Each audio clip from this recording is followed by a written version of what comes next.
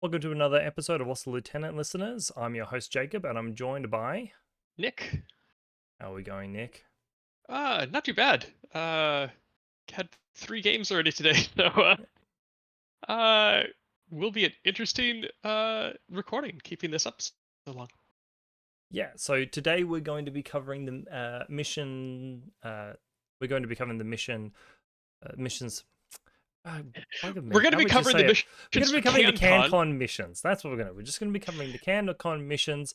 Our thoughts on sort of how they sort of force you to make your lists, what we think it's going to sort of affect for the theme of the tournament, as far as people individually, how you're going to Mhm. theme the lists, as well as sort of overall theme of what we expect we're going to see throughout CanCon.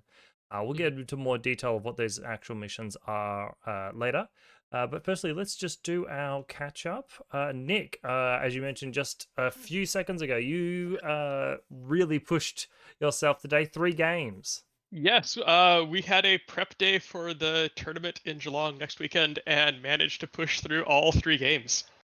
Um, so yeah, and like the past 6 weeks, I've gotten in 6 games. It's been unusual for me. 3 resilience games and then the 3 for next week. The first resilience game was a bit overwhelming though. So this is for the shop like championships in Throw the Dice. uh, those, but that's not a resilience tournament. So, uh, that's just got normal ITS scenarios. Right, but that's the one you were practicing for I did today, in but the part. Yeah, more sorry, in interesting part. one's the Yeah, resilience. Yeah. yeah. Uh, so yeah, the first resilience game was a bit overwhelming because we drew turrets and mines, which meant that prior to deployment, we Sorry, already had what was the first one you said? turrets. Oh, turrets So and mine. defense, Okay, woof. defense Yeah. turrets and mines. We had 28 tokens on the table before deployment. Hmm.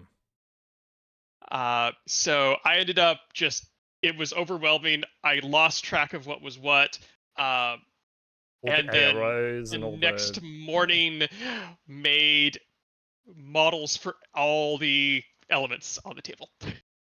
Yeah, Uh, that's rough. I mean, I'll talk about my games in a second, but I'm actually more interested. I went didn't have a game, but I there were 2 resilience games going on. mhm, Our other host Josh is not with us mhm. today, and one of our other local players Tristan were both playing a game, and Tristan drew.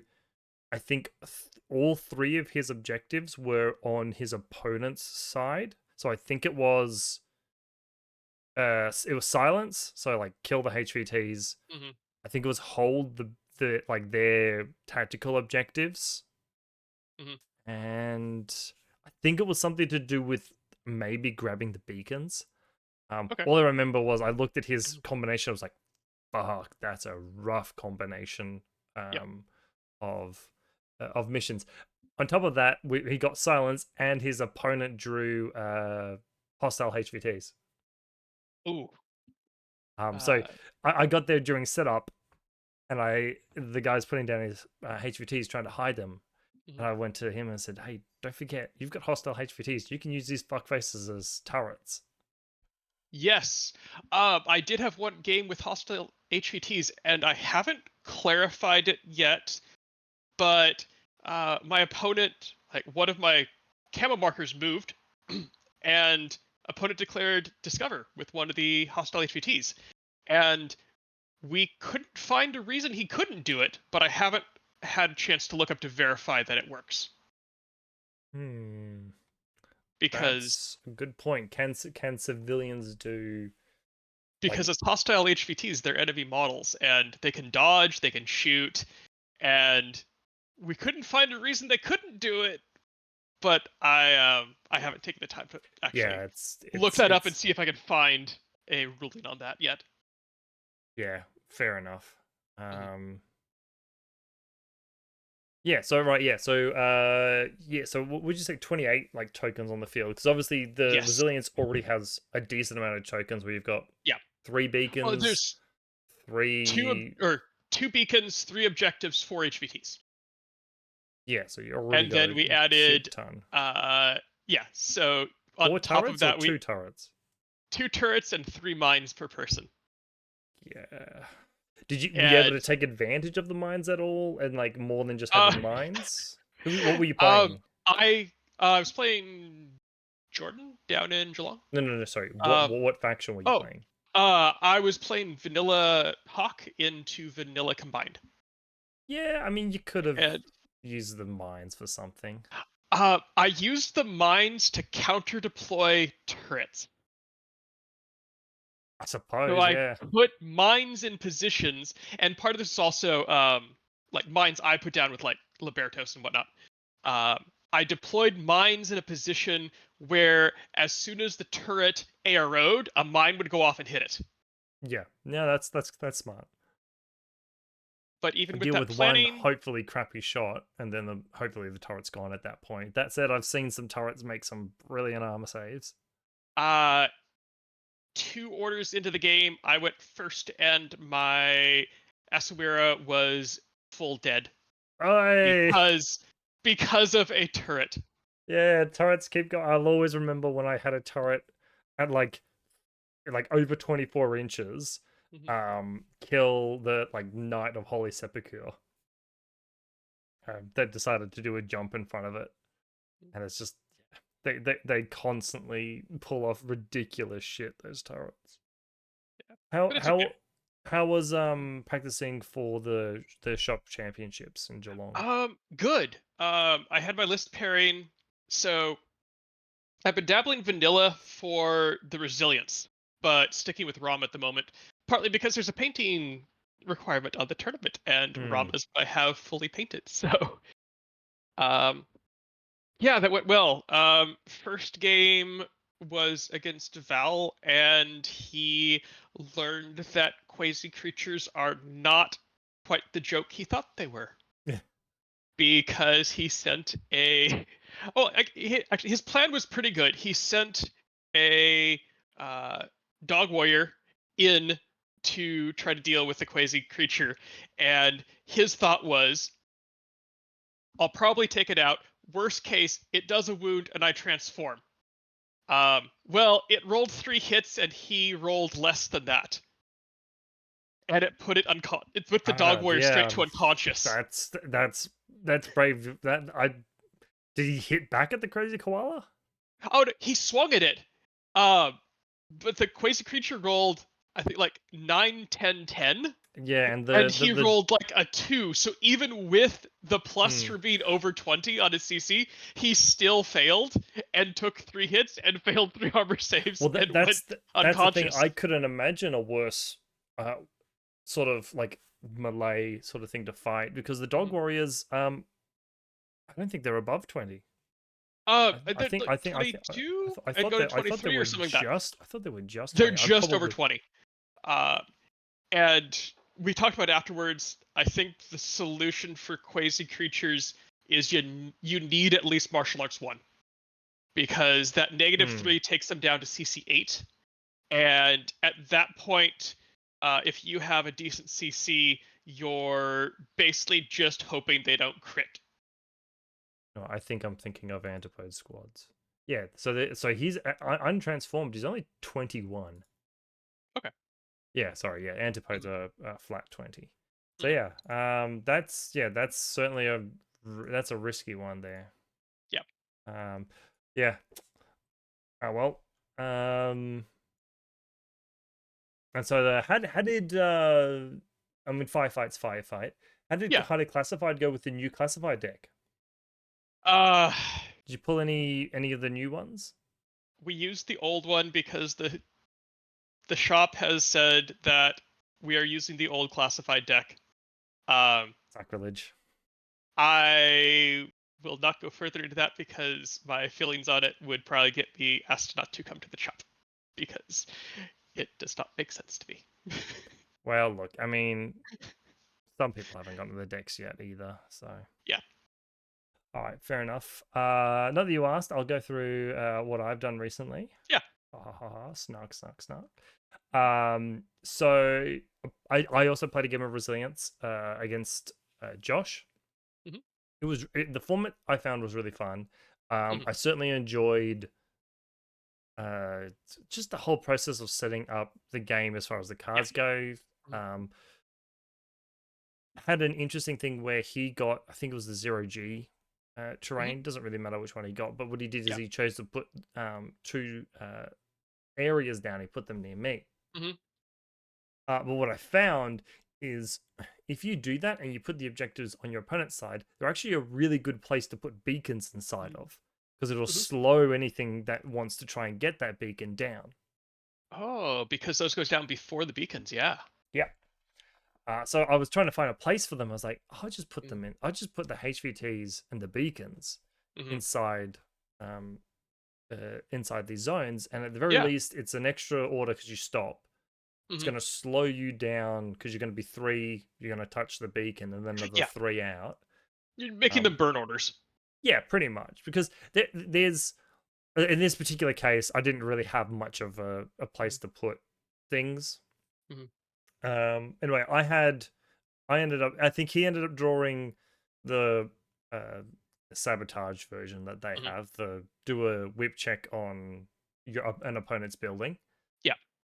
He drew the one where your opponent has to declare three targets for you to kill. Can't remember what it's Oh, called. yes. Yep. Um, and then which, funnily enough, he forgot at the beginning of the game, and he's Mhm. like, we get through halfway through, and he's like, oh shit, you need to give me three dudes. It's whatever. It's the Mhm. first game we've had of it. Yeah. And then we had then he drew, what was the other one he drew? I can't remember the last one he drew. Anyway, I drew dominate the center, dominate the center line, Mhm. and then wish I could remember the other one that I grabbed, which was cannot for the life of me remember the last one I grabbed. Mhm. But yeah, I think same as you. I mean, for me, like you had a Mhm. good excuse for it being overwhelming. I Mhm. just found it overwhelming. Mhm. Playing it, I was trying out a sort of different list. The good thing about Mhm. resilience is because you don't need specialists, you can try and sort of do um, like weird combinations of like non-specialist things. Normally, things Yes. you wouldn't normally do. So it was Bakunin versus Vanilla CA as well. Mhm. Um, just got my ass handed to me by Sheshkin for a little bit. Mhm. Ran up to Kodali. I was like, oh, I'll Malay Kodali, completely forgetting that she has martial arts 2 and Protheon. Mm. So I was like, oh shit, this is not a good choice for me. Um, and just got my shit pushed in. Mhm. But I really like it. The only thing I'd say is, and this is more coming from looking at other people playing Yep. Resilience, Mhm. especially like taking a look at some cards that people got. Because when I mentioned I looked at Josh's cards when he was playing his game, I also took a look at Tristan's cards when I was playing his game. I look at Mhm. Josh's cards, and Mhm. Josh's cards were entirely on his side. It was like, oh, control your own objectives. Mhm. I think it was control like his like I think it might have been like a middle one. Mhm. Um, yeah, it was like all of the ones that were on his side of the board that were like suit like you just pretty much fight and not do much. Mhm. Right. Oh, it was survive. That's what he got. He got the Oh. survive army points, and that's what when Tristan was playing me, that was the other card he got, which was Mm. I think kill a number of army points. Yeah. Um yeah, when Josh was playing this other game, he got Mhm. survive. So Yeah. you can have a combination of like battle conditions and cards that are really simple for you to get. You know, all Mhm. you have to do is sort of stick on your side, right? Mhm. Like lob a couple of shots, especially if you've got Mhm. survive. It disincentivizes you from like taking too many risky shots or anything like that. You Mhm. take your guaranteed kills and then you pull back and you hold and you like defend like your objectives and stuff so that Yeah. people can't take them. Mhm. So I would say if you're going to do a resilience tournament, Mhm. I'd, I mean, a 3 round one is more like for fun. I really wouldn't take it seriously because I can see that Mhm. you're getting screwed over for 2 rounds or maybe even 3 rounds. I think like CanCon would be a great format to have resilience on. A 5 round, you can really have a chance to get a good combination, get a mid combination, get a shitty combination, and that way, if you get screwed by your cards, the next round you might not be. Well, we do have a resilience tournament coming up. So start of December. Which we'll get to in the announcements.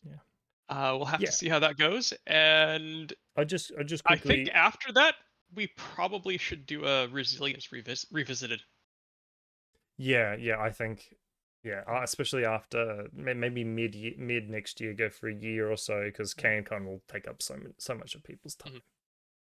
Then I played Last Launch, which, if our listeners remember, was actually based on a Melbourne players mission called Lost Lovers or something like that. Oh no, it was I think it was Rocket, but then it got changed to Last Launch, or its name changed once or twice. Yeah. Anyway, shout out to Dante, a Melbourne player who made up this mission, and this mission is sort of half of what he had, which is the idea of you get an ID, you then get extracted.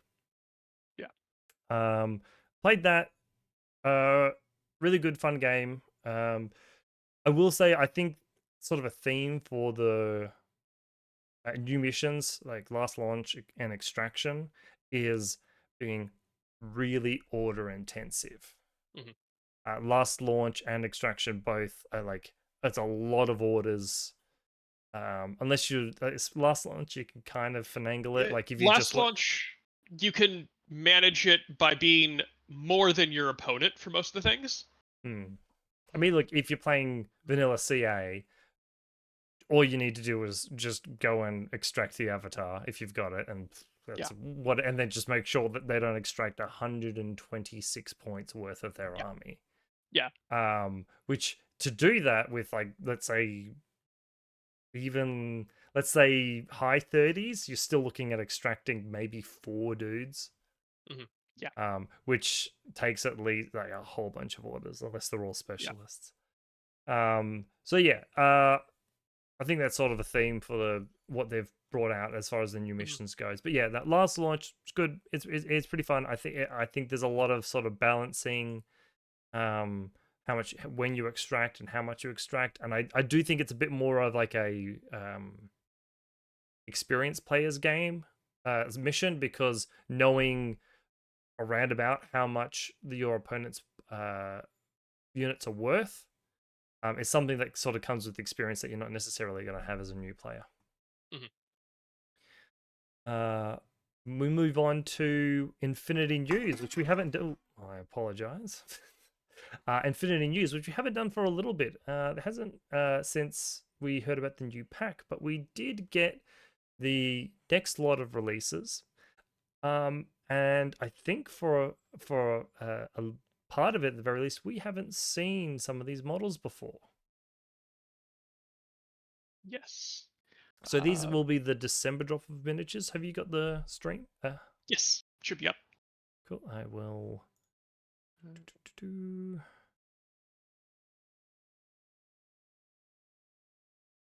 There we go. Cool. Yep. So we have. Oh, hold on. Hold on a second. Open up the link that I sent. Oh. On Facky Book. Hang on. Let me stop that stream. Where do I stop stream? Down bottom. Oh, there we go. Okay. Stop stream. And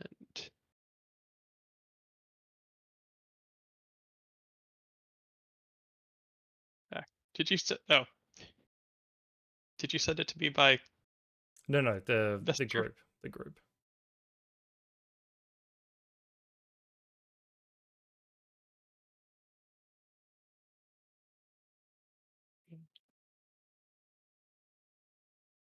This is what the patrons pay for, seeing the background. Sorry, I don't know where that link went. I'll send it again.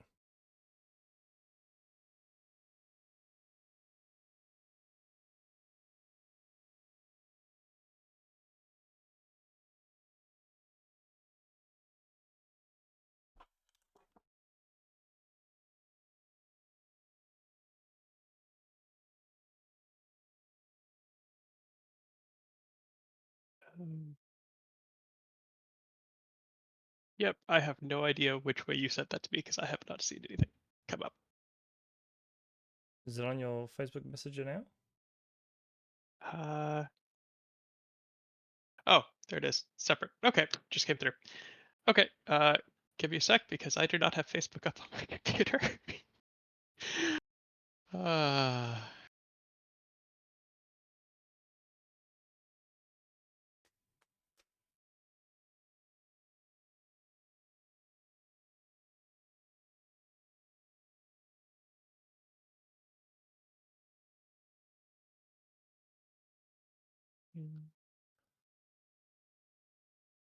I should really mark down how long we've been recording for. I gotta fucking take this out of the damn okay. episode.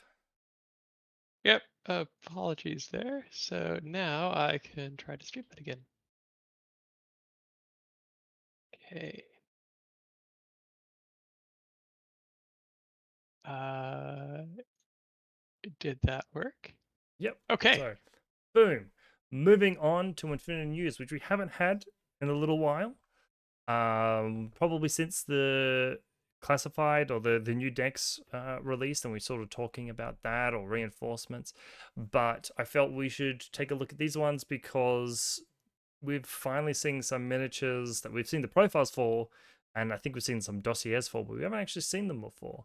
So these are the December releases, so coming. So probably, unfortunately, unless you live in Spain, not in time for some Christmas presents, which is a pity because the first thing we're looking at is the Nomads Reinforcement Pack, and I fucking love it. It's so good. I would pick up nomads if Mars spiders were not restricted reinforcements. I still think that eventually that's gonna go, but the every single miniature here, I love the look of the Mars spiders, the rounder, the kulaks. Fucking love every single one of them. Yeah. That I'm pretty sure is a new prowler. I don't think that's a rebox of the old I prowler. believe so. Yeah. Because I um don't know if they had a Spitfire Prowler prior. I think they did. I think they did. But it's like it's old, right? I'm Yeah. pretty Well, damn I'm thinking. sure. Was that back when it was still an HMG? You know what? It could be I, back then. yeah. It could very much be back when it was still a HMG. Um, but yeah, I think these are sick. Yeah. They look really, really nice. I've loved the rounder. The sort of like the real cyberpunk looking. She's got the like the. I mean, in real life, you'd call them like pit vipers. The Mhm. glasses that she has on. And putting together the team that you carry, you've got like the Mars spiders, which are like +1 CC, +1 burst CC, martial arts Yes. 1, I think. Models. You've got marksmanship on the rounder. You take the prowler, and you've got yourself just MSV stuff. Mhm. And the Kurlax, I don't think they're HMG, but heavy infantry, but they might be. But you've got like decent hackers and stuff. Mhm. I think it's a great pack. Okay. Moving on to the next one. Yeah, so we've also got so this is the combined army reinforcement pack. Yes. They Extra are back. interesting that the Nomads one was the reinforcement alpha pack, and this is the reinforcement pack. I think partly because I think these are the only new models that they Mhm. haven't released yet Yeah. for the pack. Mhm. So I Oh, think it. Sorry, go on. because the Cascuda would be the beta, but it's released separately. Oh yeah, because I think the ones for January, the lizard, Yeah. another model. I'm super excited to actually see what it looks like. But you're right. I think the lizard is like the beta pack. Mhm. Yeah. So I think at this one you get two. I think they're literally called base operators. Mhm. You then get. Oh, I'll just take a look at the reinforcement. Yeah. So you get two base operators, the extra officer, which is the dude Mhm. with like the big ass weapon that looks like it should really do something, but I'm pretty sure it's just a para CC weapon. And then I think you get either 2 void operators or 2 vector operators. I think you get 2 void operators, which I think are the ones with the wings, and the one with like the combi rifle looking one. Oh no, maybe that's the combi rifle one. Anyway, yeah. So you get either 2 void or 2 vector operators, and one of the other one that's not one. What do you reckon? Next Oh up. no, Oh, sorry. Sorry no. on those. Oh, I'm as someone who played N1 and then went away for 3 editions. It's lovely to see the extra back.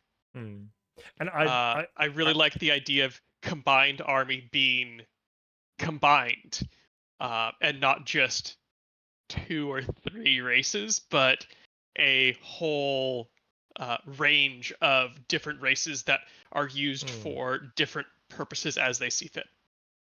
And I gotta say, like I mentioned when we first saw that limited release of the officer, that I wasn't super about like the big headpiece that he's got, the little thing. Yeah. But taking a look at the rest of them, I like the idea that it's almost like it's almost harkening back to the Morats, where their helmet and the way their armor looked represented like the unit that they were in. Yeah. And Yeah. they For all the looked different uniform for the unit. The unit. the different head I don't know, accoutrements, horns, denote different ranks and different specialties. Yeah. Yeah. So obviously you've It'll got make your them nice and easy to spot across the table as yeah, well. you got your officer who's got the biggest crest. Yeah. And I guess as you go along, you get bigger and bigger crests because the base operators have like these tiny little like whoop. But you look at Aerodynamics. then you look at I'm going to say the void operator in the back there. He's got a little bit of a bigger crest on his head, like he's about to evolve into an officer. I also do like they do look suitably frail. Yes. Which is good. Next one. I'm so excited for this one. Yes. General release fiddler. Oh, finally. I don't know why they wait. The Corvus Belly flick between being really proactive and putting out the general release models and then taking fucking forever. Because I remember I think Mendoza came out really quick general release. But Fiddler's been out for ages. I think Bishi got her ITS model after Fiddler and her general release before Fiddler. Yeah, I think you're right. I think you're right. I love this model. I think it's from like just the images I've seen. Obviously, for anyone who's listening, the model looks. You have to look up the model, but the Jack bots are identical to the old one. It's just the wheel with a shotgun on top of it. But instead of her riding that little wheel that she has in the ITS one, she's sort of carrying it along, like almost like she's about to throw it in front of her and jump on it. Yeah. Like you know how like skateboarders, they'll throw the skateboard and jump on it. Kind of. Yeah. They don't do that. That's the feel I get for the pose as well. Yeah. The one thing I love about this, and it's the complaint I had about the ITS model, is that she had all this nice detail on her chest because she's got like this robotic sort of chest going on. But in the ITS one, she was hunched over. You couldn't really see it. Right here, she's standing proud, and it's so good. Yeah. I saw this and looked over the table and went, yeah, I've got the Aristea model who's been rebased and not painted yet, and so I think she's gonna just slide over to the side and wait for this one to come out. I mean, I was tempted. I mean, I wasn't a huge fan of the monkey, but I was still more a fan of it than the ITS one. I like the fact that it's almost like her hair has grown for the weight we had to go through. Because I think in the ITS one, she's got like a short, like side, like mohawk sort of look thing. Yeah, awesome. I'm super excited for that one. Okay. New diapos. We are both. This is good because we are. I'm a Steel Phalanx player. You're a Hackers Lam player. You're an Assassins player. What do you think of Yazbir? I think it is. I believe so. Uh, it's a model that's been out of production. His pose is more in line with where the game is going. He looks a little. His previous one looked lightly cartoony, but I think it was just that era. Um, I don't know what to say. It's not. It's lovely. Um, I look forward to being able to pick him up, whereas before it was a model you had to hunt down. And he's got some nice little tricks to put in different places. You can play him as a Hollow Mask or Hollow Echo, and more lovely tricks for hawk players. Yeah. And it goes onto the theme of Blackwind, where apparently Aleph and Huggerslam are having a bit of a showdown over um, fighting over like spice and like doing the reincarnation stuff. So the other one, Thrasymedes. I taking a look at this, I think a lot of people are somewhat unhappy with what it looks like. And I tend to agree a little bit. However, if you go on, I think it's the Beast of War's website, you can get a bigger picture. You can sort of zoom in. I think it's a bit of a rough paint job. Um, on this particular model, it makes them. I think they've made them the model look potentially like more angular I think than this it is also is. just I would say a bad angle to take a picture of it. Yeah, like Yasbir's got a good angle. You can see Mhm. him. He would be better if it was like he was more to the side, so you could see what his chest looks like.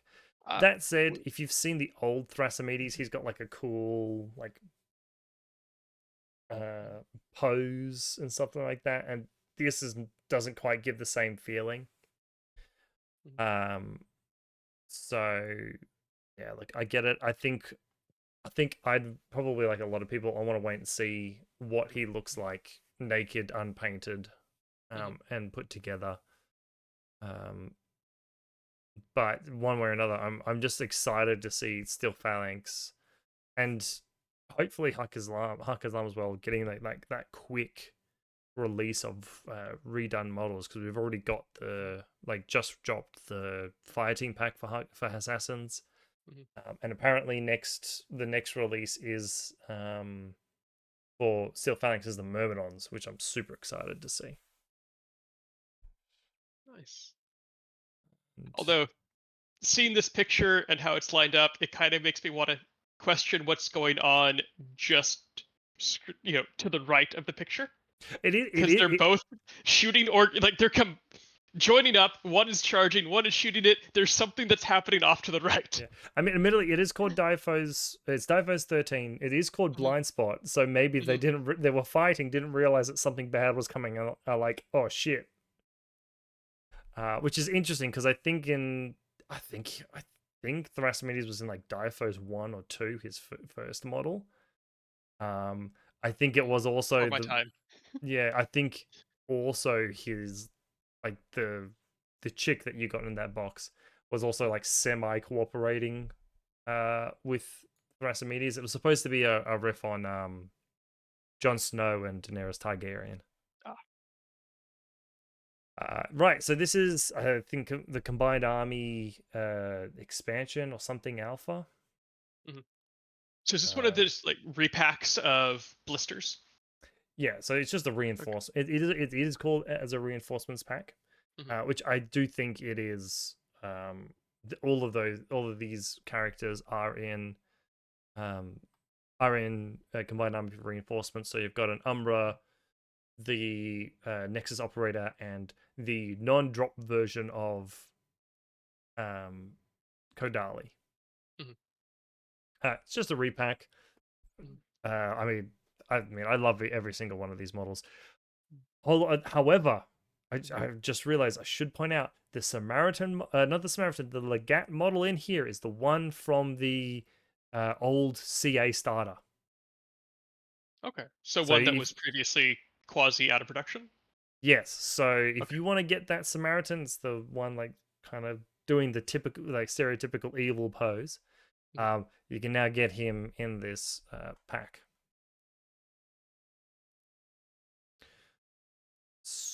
So the next one is a Nomads reinforcement pack. It's Raoul, a Prowler, and I cannot remember what this character's name is. It's the Tunguska Securitate character. Let me just find what her damn name is. I default to you, the Nomad player. Yeah, Jelena Kovac. That's her name. Just another repack. You know, it's fine. It's an old Prowler, I should point out. But yeah, just repack. And what they're calling the Yuzhong Invincibles pack, but I'd almost just call it like the Invincible Armies character pack, because it is Taishan, Crit Cockrum, and the Yuzhong. Yeah, I said that right. HMG. Again, I mean, if you're planning to, or want to play Invincible Armies, this is an awesome pack to get, because all of these characters and that HMG, like, near staples of any list. Oh yeah, and all characters that were kind of in other places and now have been put into one. Well, it's like this is almost the epitome of Culver's Belly wanting to reduce their SKUs, because each of these were a blister to themselves, and they're just like, we'll take 3 products, make it into one. Yeah, and also for this, perfect, because 2 of them are characters, and one of them is one that you're probably not going to run more than one of. So I mean, you're running don't those have to worry about HMGs. that. Like, it's one character and 3 models that you want multiple copies of. Yeah. Character packs look nice. Yeah, and the good thing about this particular one is, like, this is most of a fire team. Yeah, and I think that's all of back them. to the start. Yeah. So yeah, just a little look at the new releases. Taking a look at especially like the extra and the nomads. All right. Well, with that done, let's move on to our community event and challenge announcements. In reverse order of that, let's go through our monthly challenge announcement. So, first off, with the drop of the Resilience Ops deck, we are finally moving out of having our challenge be player reinforcements games. So thank you for everyone who submitted their stories. We have, as we said, it's gone through 3 months, so we are going to pick 3 winners. So of the list of people who submitted, our lucky winners are Cameron Rivet, the player formerly known as Bruce, or only known as Bruce, and Antonio Castro. So congratulations, guys. Thank you for your submissions. We will be contacting you to get your choice of blister from Toy Soldiers Imports. But with that said, we are moving away from reinforcements finally into the newest, hottest format of playing Infinity, which is Resilience Ops. So now that we've finally got the objective deckers out in circulation for November, the monthly challenge, we'd like to hear about your Resilience Operations games. Right? Have you got a weird and wonderful combination of objectives that really challenged you, or in some cases were piss easy and you feel really bad for your opponent? What wacky hijinks have you had because of the new battle conditions? Or how has Resilience Operations fundamentally changed the way in which you create lists and do list pairings? So put in your submission as a Google Doc to Lossoflieutenant@gmail.com. At the end of the month, we will pick 1 lucky winner to win a blister from Toy Soldiers Imports of their choice. We are obviously a little bit late on announcing this, so we'll probably run it for a week after the month, concurrent with whatever we do for the month of December, right, to give you guys the extra time to actually get those games in. Should be noted that if you don't have the actual Resilience pack, you can find the pictures of all the cards and all the battle conditions. we're not gonna freaking know. Print them off, do it like that, and and do it Yeah. do it that way. We will still accept it. You don't have to. You don't have to tell us.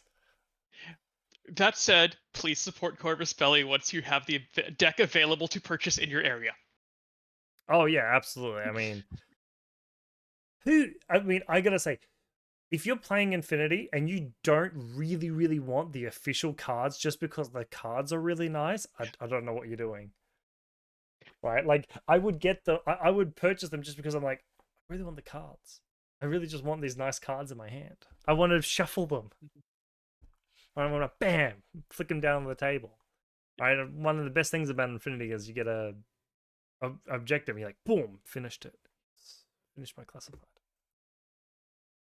All right, go for it, Nick. Okay. So our quarter 3 to 4 hobby challenge narrative story. So continuing the Lost Lieutenant's drive to get people into the creative side of Infinity, for the quarter 3 and 4, we're asking our listeners to write a short narrative story. The Infinity universe has a rich and diverse background, with so many source books to choose from, and with Endsong. Oh, we haven't updated this. I copy and pasted for the wrong episode. With Endsong already released, it's a perfect time to create some new stories from the human sphere. Is there a unit or a character in your army who has performed so heroically over the course of multiple games they deserve a story written about them? Or is there a piece of background you've read or heard that is just crying out to be expanded? Well, now's your chance to express yourself through the written word. Please try to stick to a limit of 200 words, as 2000. these. Or, sorry, 2,000. Yes, thank you. If you can write Okay. a fucking awesome story in 200 words, go for it. But I'd love to see it. 200 words is the limit I put on my students.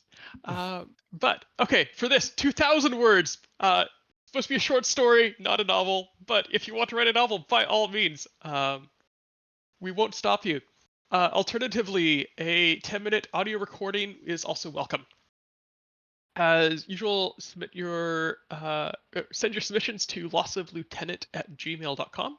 And then at the end of the year, we will pick our favorites and give them the white noise treatment by reading them for the show. Or in the case of if you submit an audio recording, we'll play that. Because this is the 2-quarter challenge, 2 random entries will be chosen to win a small box set of their choice from Toy Soldier imports. On to events. Yep. So, you know what? You going to this one? You okay, cover it. yes, I practiced for this today. So, Throw the Dice Infinity Store Championship for 2023. This is in Geelong, Victoria. It's next Saturday, the 18th November. 300 points, 3 rounds, with the missions being Supremacy, Firefight, and Highly Classified. The painting requirement is a unique one, and I do like it for its push to get stuff painted. All lieutenants must be fully painted and based, and combining that with Firefight is just a lovely little push to say you should paint more than one model, even though one model is required. Winner goes into the Throw the Dice Hall of Fame, or onto the Throw the Dice Hall of Fame wall.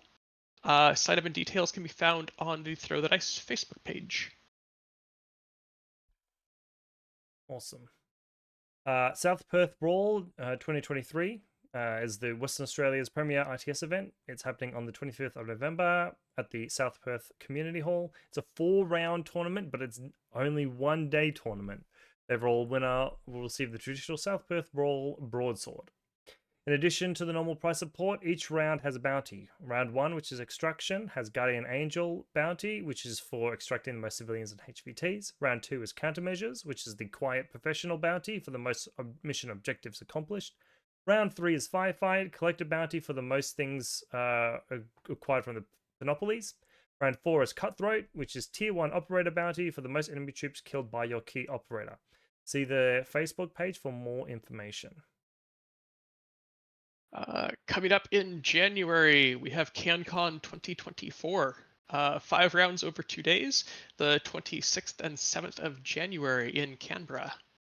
Tickets are live and still available. Their standard 2-list 300 points event. Missions are unmasking, B-pong, countermeasures, armory, and last launch, and we will get into more detail about that shortly in the rest of the episode. And we will. Mhm. The next one we have is Operation Heart of the Cards, which is being run by our very own Josh. So this is happening on the 2nd of December at House of War in Melbourne. The missions will be all resilience operation missions, as well as this will be a tournament in which reinforcements are allowed on your list. However, the choice to not take reinforcements is like it's also part of this tournament.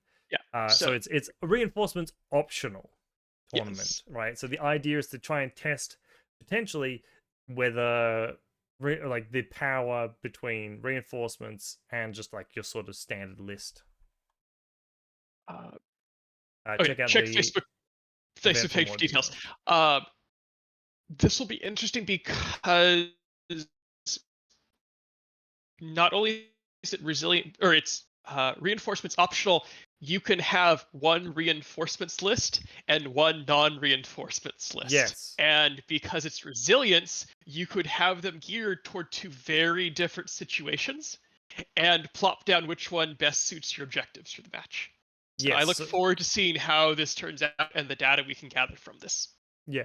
So one thing that was really good, really well pointed out by Josh last time we talked about this particular tournament is your objectives before you choose your list. So similarly, like how you pick your list after you pick your classifieds, it's the same thing here. So if you like in my head, I'm thinking if I get a whole bunch of area control ones, and I've got let's say like Maximus or the Kashkuda or something like that, I can just go.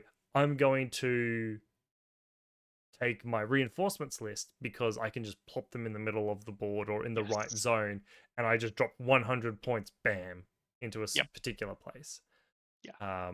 So yeah, I think it's a really good idea to take a look at how all of these things interact. It's a really good idea by Josh. Yeah. Yep. And just a reminder to everybody listening to this episode is that we do have a Patreon account, Lossoflieutenant. You can support us for $3 a month, and that allows us just to sort of keep doing these monthly and quarterly challenges. Gives us, with like the price supports, gives us the opportunity potentially if we need to buy equipment for the show, which we have had to do in the past, to not have to buy it all on our own. As well as we do raffles that are Patreon only, for professionally painted models. That are typically the ones we get sort of early or to review from CB. So right now we're still looking. If you're a professional painter, hit us up because we are, and you're in Australia, we are looking for someone to paint up a Kashkuda and Maximus for our next raffle. Again, we know times are tough. If you're just listening and you want to just keep listening, and you can't or don't want to or whatever support us monetarily on Patreon, then the only thing we'd ask is when we post stuff on Facebook, you just like, comment, share stuff around. We got a YouTube page at Lossoflieutenant as well, where we put up these videos, so you sort of get to see the recording of these episodes raw. Don't know how good that is, but hell, you get to see it anyway. Get to see our ugly mugs. And yeah, if you can just share that stuff around, that's more than enough support. Yep. Okay. All right. Time for a quick break and then on to the main topic. Yep, I think that's a good idea. All Okay. right, we'll be back, guys.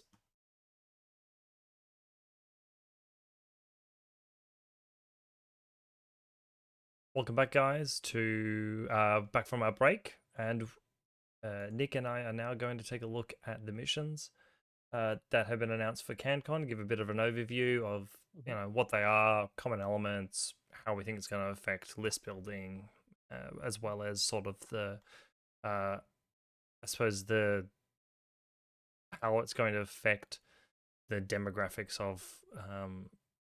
the tournament itself, as far as like sectorial and vanilla, what Mhm. factions you might see very little of, and what you might see very like a lot of. Mhm. So firstly, I guess I'll go through the missions Yep. just super quickly. I mean, we mentioned them just before, Yep. but just in case you're like not a very good listener and you just skip straight to halfway through the episode, it's unmasking, B-pong, countermeasures, armory, and last launch. So the one thing I think is to note is that it does have 2 out of the 3 new missions in it. Mhm. In B-pong and last launch. Yep. So, Unmasking and armory being super old. I don't know at the time. I've played an RTS without them, and countermeasures is semi old, maybe like 2, 3 things behind. yeah. So I thought start off by doing a quick like 2 sentence summary of each of the missions just to remind everyone what they are. Yeah. So unmasking, there's 3 buttons, there's 3 HVTs. You push button, you kill HVT, and then you repeat.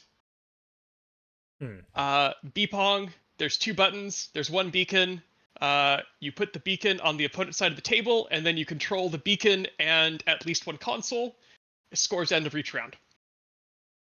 Countermeasures, race to the bottom of a shared classified deck. Yeah. Armory, objective room with 2 panoplies.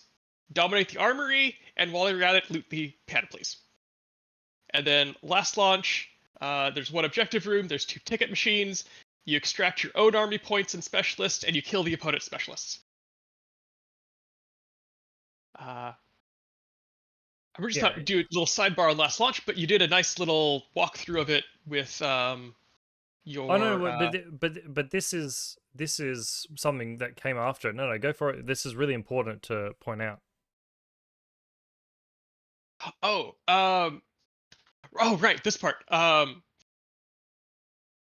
So there was an errata for ITS 15 that came out in the last week or so. Yeah, Um, it was pretty soon after. It was a pretty common question that people were having about like the interaction between certain states and extracting particular units. yeah. So let me actually scroll so I've So got that one yeah, up. so the idea is essentially if you extract the way it was written before is because they weren't considered killed is the question was does it Yes. force loss of lieutenant and does it lose like do the Evo hackers lose their like control state Yes. or like Yeah. their supportware They were state in a and kind of limbo state where they weren't on the board, but they didn't go through any of the normal means to be removed from the board. yeah because Uh, they didn't have I think it being extracted didn't count as like null or whatever, which yes. meant Yeah. that it didn't like if you extracted something, it didn't satisfy any of the cancellation rules for supportware, and it uh didn't create any of the situations like any of the conditions for loss of lieutenant. Now it's very Yes. clear: you extract your lieutenant, suck shit, you've lost your lieutenant. However, an interesting one I do think that we've got here is that it can trigger Mnemonica, which is an interesting thing because technically you extract it and then you still get like a little advantage for it because you can mnemonica something down, but it also triggers chain of command. Yeah. So now anything that's extracted is enters the null state as Mm. it's being extracted. Still counts for victory points for you, um, even if they were caused to enter the null state during the order in which they were being extracted. Yeah. So if you shoot them as they are extracted, there's still points for your opponent. Be correct. So there's if you extract a lieutenant, you'll enter lost lieutenant, Yeah. uh, or anything that triggers off of that. If you extract an Evo hacker, like is easy to do because they don't require an ID, the supportware will be canceled because the Evo hacker has entered a null state. Yeah. So if, like I know that CB have to sort of like word math it so that it works, but for simplistic gameplay purposes, if they extracted, they're pretty much considered dead and everything that comes with being dead, except for the fact that VPs still count Although afterwards. they're not dead, they're in a null state, which, as far as I'm aware, means that they still take up a slot inside your um, order pool. Because You know what? I don't want to get into searching for this. but Whatever. yeah. Right. But don't extract your lieutenants unless you got it's your last bloody turn. Don't extract your evo pots if you really need the support wear. All right? Yeah. That's the takeaway from this. Yeah. I do really like that if you extract your lieutenant, you enter Lost Lieutenant because your lieutenant just fled the battlefield. Yeah. Yeah. And from a fluff standpoint, that makes perfect sense. Captain should go down to the ship, or at least be the last one off. Yeah, that's a good point. So we'll take a look at some commonalities between these missions, because there is a couple of themes with everything. With the first one being the fact that all of them, every single mission, has an exclusion zone. Yes. Every mission, 8-inch exclusion zone. So, on one side, it means you're paying extra points that will do nothing for forward deployment +8, as opposed to forward deployment +4. Yeah, It as means well that as also infiltrators are basically paying extra for forward deployment +4 unless you over infiltrate them. yeah. So However, superior infiltrate still fucking yep, nice, right? You can use yes. that. Oh, so although it only works in the 4 inches outside your opponent's deployment Yes, zone. you do have to get outside of that, but I mean, look, if you're doing that and you're not in that sort of position, I don't know what you're doing. Yep. But of course, it also means that impersonation is still, chef's kiss. Yes. You don't have to roll for that shit. Yeah. However, this is ITS 15. We have border skirmish rule. Yes. Which I expect to be used a lot in this tournament. Yeah. So interestingly enough, this tournament might really encourage some combat drop troopers I would to say be it will used a lot encourage more. a combat drop trooper. But like it's something that like you potentially just wouldn't see in lists Yes. at all. Yes. I can feel that maybe depending on your army, of course, you might see one combat troop instead of just completely none of them. Well, it also means that you can more reliably run one combat drop troop. It's not that issue of I'm going to put a combat drop troop in, but if I've got that like 25, 40% chance, depending on what it is, of flubbing the roll, then I've basically just lost a model. True. Now, And every mission, there's a spot on the board that you could just place it, and it's done. and it's a pretty flexible spot too, because it's entire board on either side. You could take a look at it as like combat dropping in like some sort of combat-y. So let's say Ectomoy. I don't know why that's the one that comes to mind. Drop it in, you got this nice combat piece on your opponent's side of the 8-inch line, right, where they could potentially shoot a whole bunch of things in the back. Or if it's, you need a specialist or something to do something around your end, you get to drop them in on your side, they get to do all that sort of stuff. We've also got 2 missions. So both day 2 missions have objective rooms, which means you can't combat drop into the objective room. You can have a guaranteed combat drop given base size about 3 inches from the door. Yeah, well, I was taking a look. If you drop in the bloody hell, what's it called? The Meteorzond from Nomads. Right, obviously got that slightly larger base.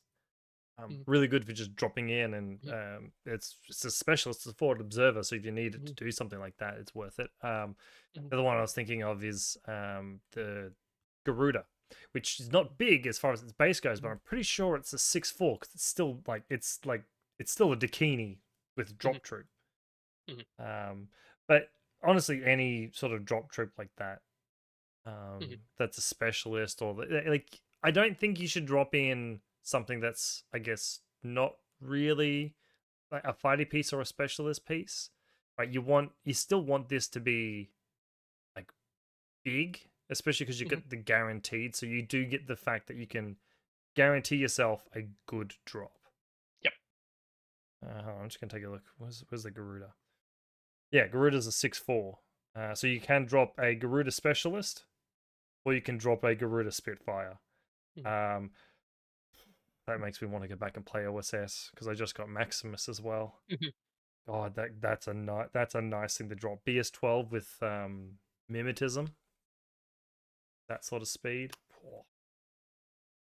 But yeah, so which is something we don't often see. Obviously, they've cleverly put it on the very Mhm. last day, so they only have to put down the thing once, and it never has Oh, to yeah, move. it works great, and the fact that Kevin's kind of getting his wish that we've got enough objective room missions to run multiple in a tournament.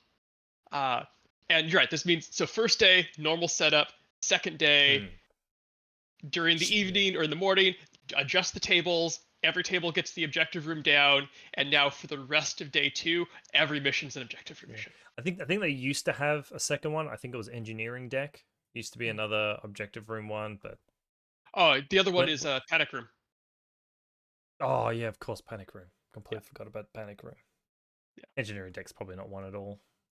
yeah. Uh, So next thing I want to look at for mission requirements, uh, kind of look at actually, yeah. Okay, so I want to touch on the specialist some. Normally, look at the missions, go, okay, what's the special this bonus? What do I get +3, an extra die? The answer in this is basically none. Um, which is good, which is a good yeah. thing. So in unmasking, you get a hacker bonus for the consoles. Other than that, there's none. Um, Two missions, countermeasures and armory, do have the Evo hacker bonus for a +1 order. So that having two of those in the mission lineup, kind of get that encouragement that maybe an Evo hacker will fit into my list.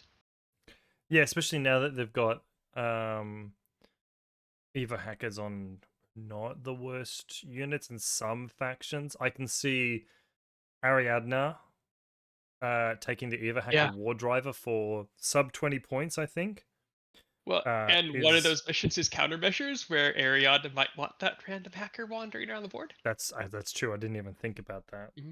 Um oh, let me just take a look. How much is the war driver? War driver with Evo thing 17 points. So 17 points for two regular orders that's incredibly cheap. Yeah. It does look like though it does cost you some swick. Oops, no, Half point that's a or rat full nick. point? That's not what it is. It is. Oh my god, my phone is fighting me. It does cost you one swick, but Okay. one swick for the hacker that you could use for countermeasures Mhm. and two regular orders, I can see being well worth it. Mhm. Um, definitely for countermeasures. For armory, yeah, who knows? Yeah. That's going to benefit some factions more than the others. Hmm. I think things like Hak Islam, uh, Toha. I mean Toha, Hmm. obviously. I don't even think Toha have an Evo hacker. Um, Pano, probably things that don't really get much bonus out of having an Evo hacker are going Hmm. to probably not run them. But things like Combined Army, Nomads, Aleph, Hmm. sure, whatever. And then again, Ariadna, just because it's such a cheap Evo hacker, Hmm. and they could use it. I think it's worth, yeah, considering taking them. But I definitely wouldn't sacrifice your list for the sake of an Evo hacker. Uh, no, if you're already running something that might benefit, so running a few heavy infantry, running a few remotes, if those remotes would like marksman, yeah, I could see it kind of encouraging lists to try that out. Hmm. Yeah, no, that's an interesting addition Mhm. uh, to the game. But yeah, it's good. It's good that they don't have it being super specialist bonus Mhm. heavy, because often, and it has happened at a couple of past CanCons where the bonus is just hacker, hacker, hacker, Mhm. right? And so you kind of, with those bonuses, you kind of took Ariadne out of the mix a little bit. Mhm. You took like Toha kind of out of the mix. Mhm. Pano before they got Svalheim really struggled because their hackers were just Mhm. rubbish. Mhm. Um, it's good now that like it's unmasking is the only one you need it for. Well, You know, but it's also just a bonus. Like it's not true, yeah, required. And considering it's only in one mission, like that's not too difficult to overlook. yeah. I mean, it is an important role Hmm. to define them. You know, if you're unlucky, you potentially have to do it 3 times. Uh, Um, but at the same token, it's like, you know, a whip 13 for like forward observer or whatever, or something that gets up mhm. there, Yeah, is, you know, is going to be able to do it. Is going to be able to do it just fine. yeah, And HVTs aren't too hard to kill. yeah. So I think, well, talking about specialists, go over the different missions, look at what specialists are needed in the missions. Um, so not counting private classified objectives. Uh, so in unmasking, you need to push the 3 buttons, and that's it. Don't care about Hmm. specialists after that. But the 3 buttons are critical to scoring the mission. Yeah, and you can only hit a button once. Correct. Yes. Yeah. Bpong, you need them to move the beacon either directly or by using the buttons to move it. You also need multiple specialists because you can't move the beacon with a specialist directly more than once per turn. You have to move a different specialist in to move it again. Yeah. So just for anyone who hasn't read Pong because it is quite new or hasn't played it, is you can move the beacon in 2 ways. You can move the beacon using the consoles, in which case you either move it 2 inches towards your enemy's deployment zone, or you can move it 6 inches towards the center. You Mhm. can choose either one. If you want to bring it to your side, you can. Or you can have your specialists walk up, do an entire order, and they essentially kick it 4 inches forwards. Mhm. Um, and a specialist can only do that once a game, once a turn. So having, I'd probably say at least 3 specialists Yeah. that you can expect to either touch a console or touch the Mhm. beacon is probably what you want to be looking at, Mhm. because you're going to need to spend those orders. Yeah. So countermeasures, well, you need it for the classified deck, Yeah. and see previous episode Yeah. So for for that. standard thing is have at least one doctor or paramedic, one engineer, Mhm. one. You can live without a forward observer if Mhm. you've got a decent hacker. Yep. And a Otherwise, hacker with spotlight. yeah. So normal hacking device. That's a good Yes. point. Yeah, normal hacking device. Yeah. Um, and if you can, something that's not half. Although I suppose you don't have to kill 2 people now. You have to kill one with Yep. predator. So I suppose it's okay. You just coup de grace something, and Yeah. you get that Plus, objective. You yeah. don't Something that's necessarily need melee specialists, but mm, try. yeah, and again, yeah, something that's elite, veteran, Oh uh, yeah, of chain of course. command probably in there. Yeah. So, Yeah. armory. One player needs one specialist to open the armory doors. After that, specialists are irrelevant. Hold on, I want to check. Hmm. Are the armory doors? Can you still blow them up? I don't believe so.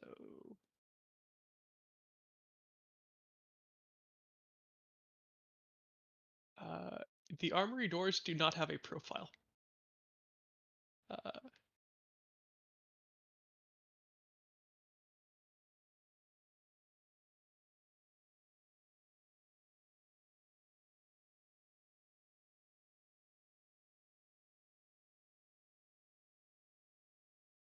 Hmm. Unless there's I an don't believe ITS, so. unless there's an ITS profile for the Mhm. gates. I used to be able to, I think it was in the other, I think it's in, yeah, it used to be you could bash them down, which is I which was better because you could bust holes in walls. I if I remember go, I think there was a version where opening the armor gates had specific specialist requirements, like it had to be a hacker or something like that.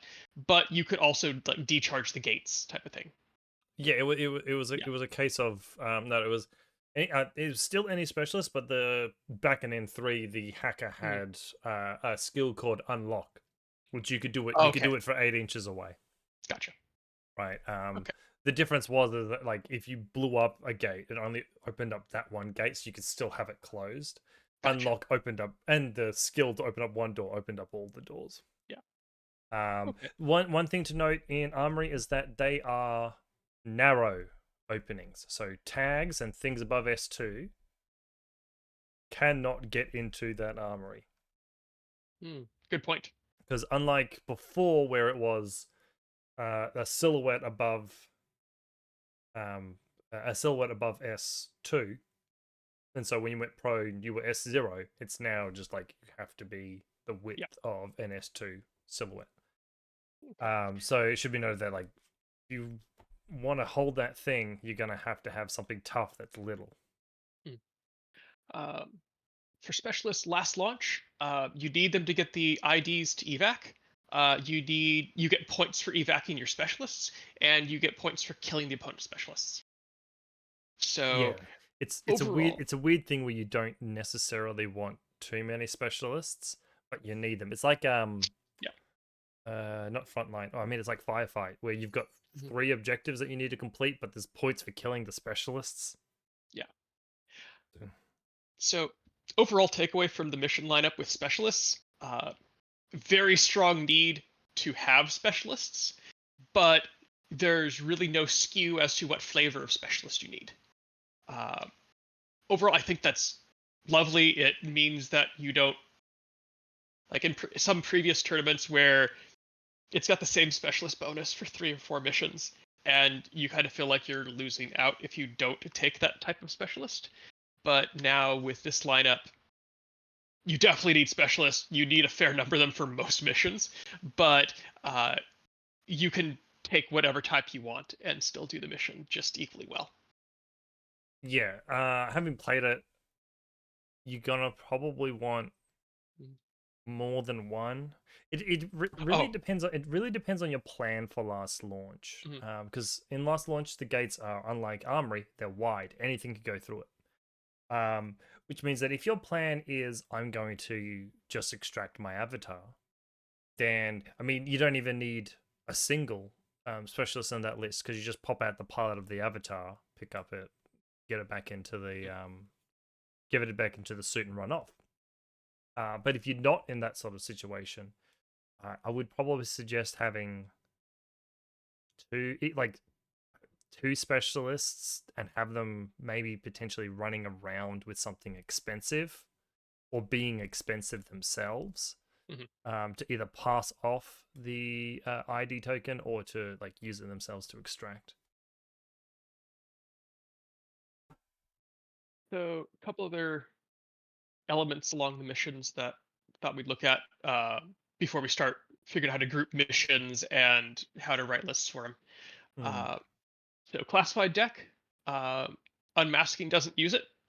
Uh, Bpong, Armory, and Last Launch just have one classified objective for 1 point. And then, of course, countermeasures.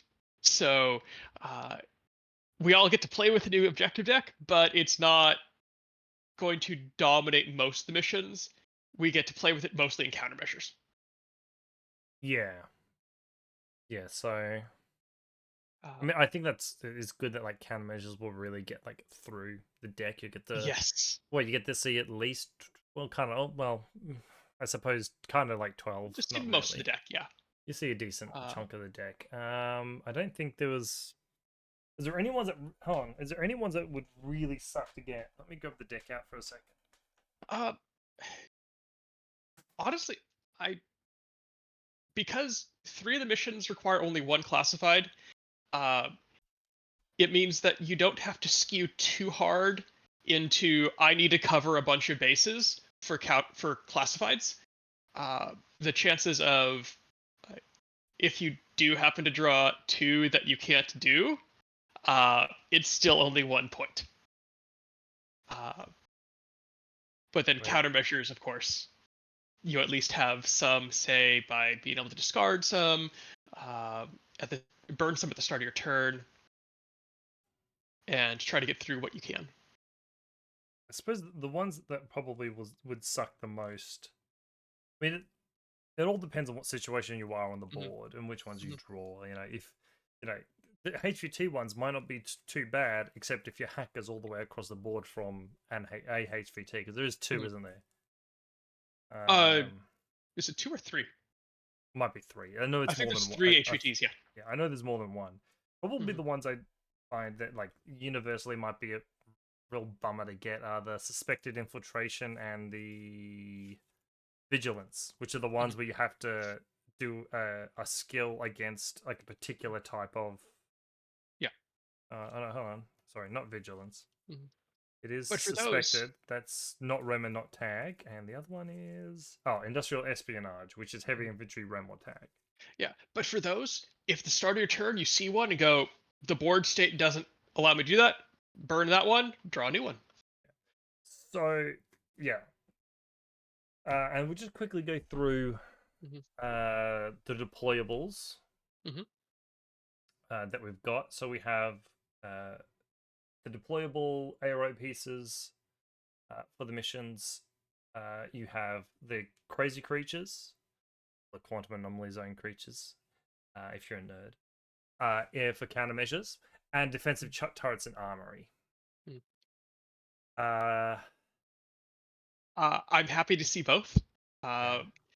Defensive turrets, they're okay. I'm kind of over them, but I really like the quasi creatures. I get the feeling that the defensive turret, most people are just going to be pointing straight at the door for as soon as they open.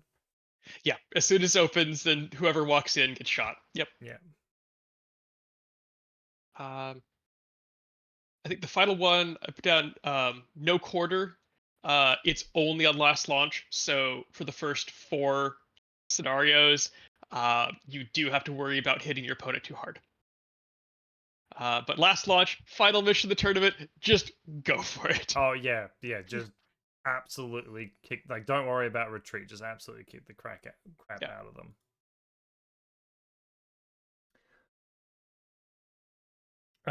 Yeah. So just quickly, I'm just wanted to go through like some of the quirks that are not really groupable, so to speak.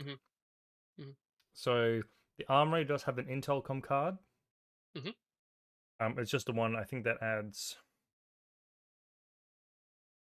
Adds value to like you've got your models, your opponent's models in the armory who actually dominates it. It adds toward zone of domination. Yep. Does mean that you lose your card. True. In last launch, it should be important to note that baggage counts. Yes. So there's a plenty of Evo hackers out there that also have baggage, which means extracting an Evo hacking device carrying like bot thing that has baggage is worth 35 points. It's a very expensive piece, as far as that's concerned. And in last launch, Evo hackers don't need an ID. That's what I'm saying. It's a very expensive thing. Okay, sorry, that plus baggage. Yeah. Yeah. Also, should point out that downloading the ID done by the specialists, they go up to like the ticket things to the side, pick up their ID. And this can be important sometimes, is the person who is performing the order is the one who picks up the ID if you're swapping them. Yes. Right, yeah. Which is important for like. You don't hand off the ID; someone takes it from you. Exactly. Right, which can be important, like depending on like orders and that sort of thing, can be really important for how that, or just the way your orders go can be really important. As far as B-Pong goes, I don't think there is a particularly anything interesting. Just remember the general rules for controlling, which is if your opponent is touching, is in silhouette contact with like the beacon, or is in silhouette contact with the console. Mm-hmm. Neither of you count as controlling it. Mm-hmm. And then countermeasures. I don't think there's anything particularly interesting as far as countermeasures is concerned. Yeah, you're right. It is 3 HVTs. Mm-hmm. Remember that secure HVT is just not a thing. Mm-hmm. And then that's it.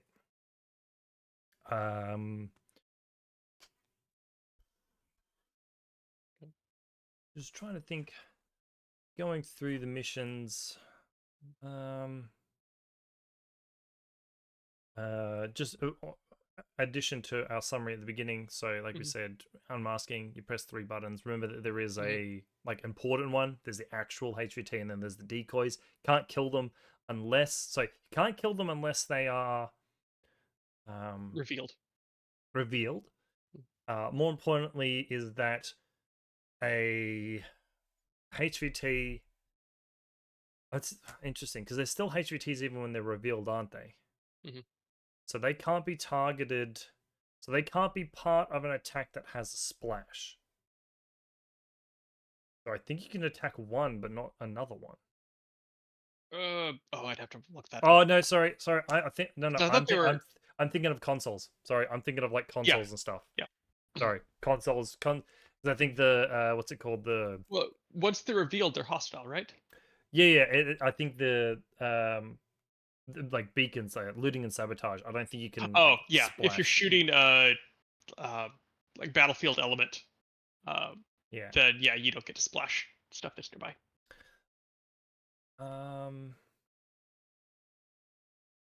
And we should just quickly go over countermeasures. The way, like, yeah, we did say it's like a race to the bottom of the objective, but Mm-hmm. let's just quickly go through for people who may have not played before, the Mm-hmm. way in which you do the deck. So it's kind of like how they classified, not quite. But you take a single classified deck, draw 3 cards, and set them beside the playing area, whatever. At the start of your tactical phase, so that's where you can like move dudes around. Take a step back. The first 3 cards come out before choosing your army list. Oh yeah, sorry, yes. Yeah.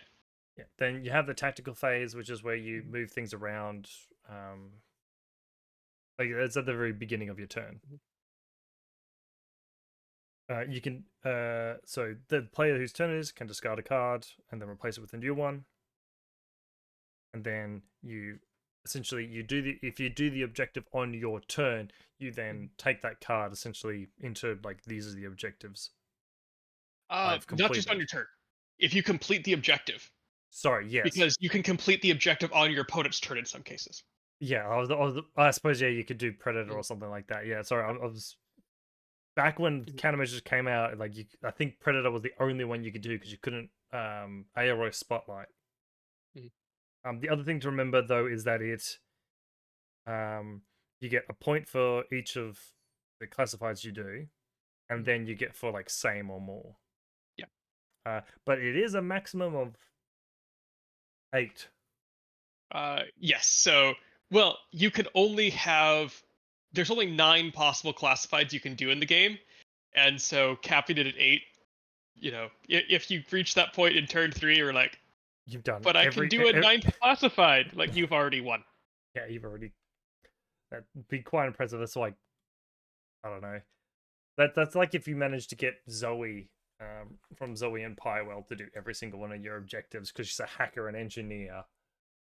And she's like killed something in Malay because she's the character. She can do all the capture ones and she can do net The undermine. veteran, yeah. And she's just like, I've done everything. I've the entire part of your like she's fixed what's it called? She's fixed Pywell. Yes. But that's a good thing to consider in countermeasures is if you can, and this is where like Ariana may struggle. Though luckily now it's only well, it was always only 1 card, but is if you can take something with structure. And something with structure that can take a hit.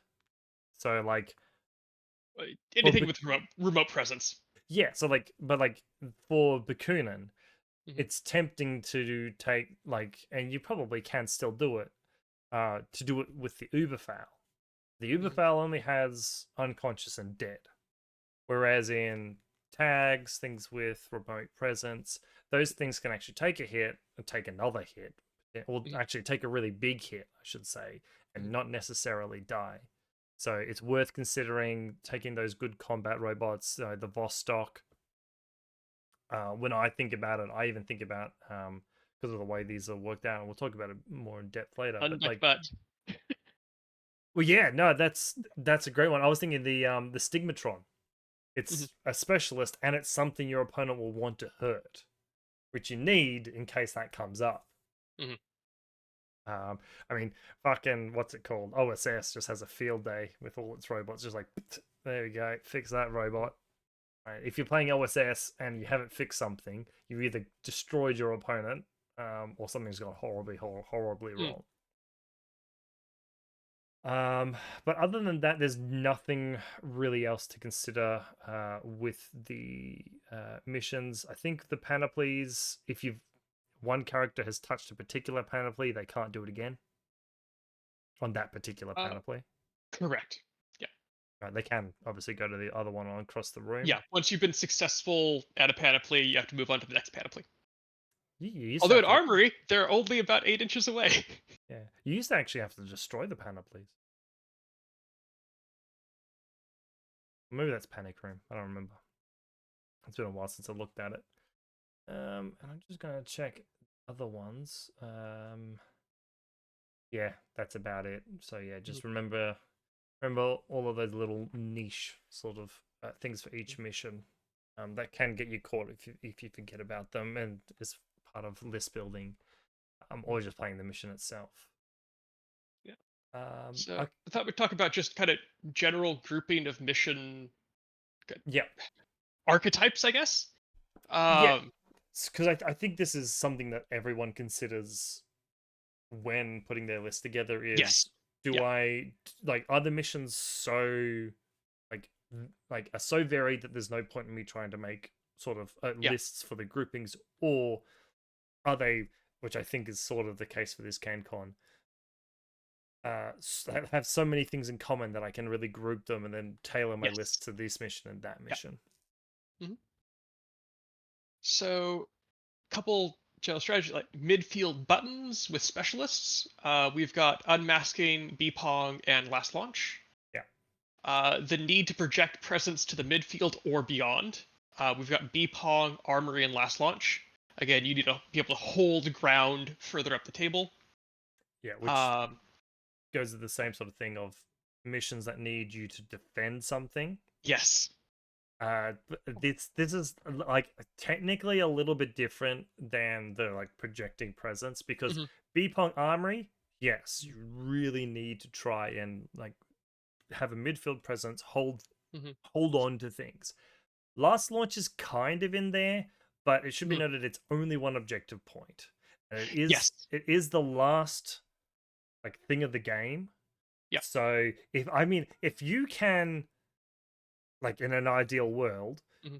kill just one thing from your opponent's army and then extract your entire army, right? That you just dust your hand, Yeah. like kill one specialist, extract Mhm. your entire army, and then just dust your hands and go, I win. Mhm. Right? They can capture the middle. It's worth 1 point. You've got the Yeah. rest of them. It's almost a consolation prize to the player who lost. Yeah, because like I've extracted all Yeah. my dudes. Oh, you get to like hold on to the launch pad. Yeah. Yeah. Um. I got to plant a flag in the building before the planet got destroyed. Yeah. Pretty much.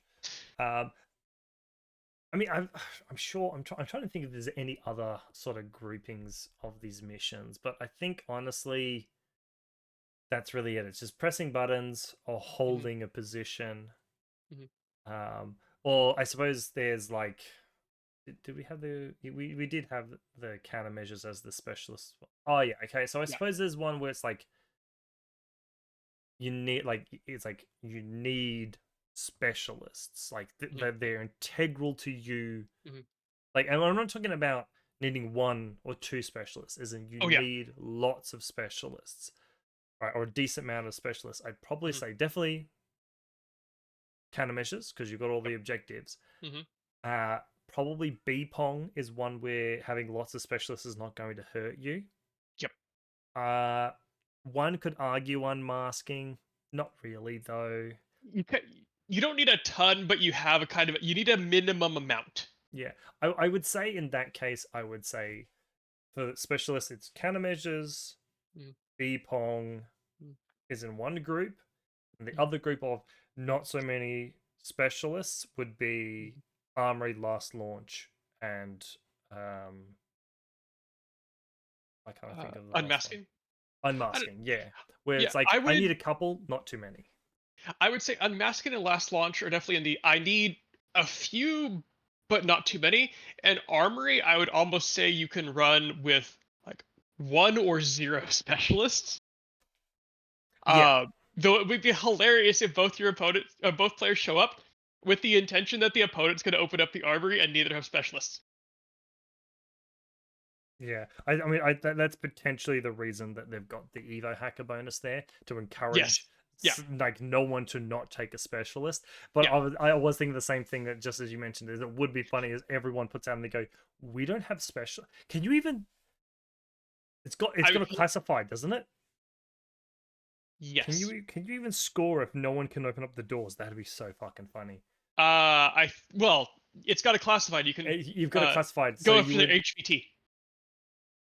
that's Secure HVT. but like well it doesn't matter. You do your classified. That's it. That's all you Yeah. can do. That Yeah. would be fucking hilarious. That would be so funny.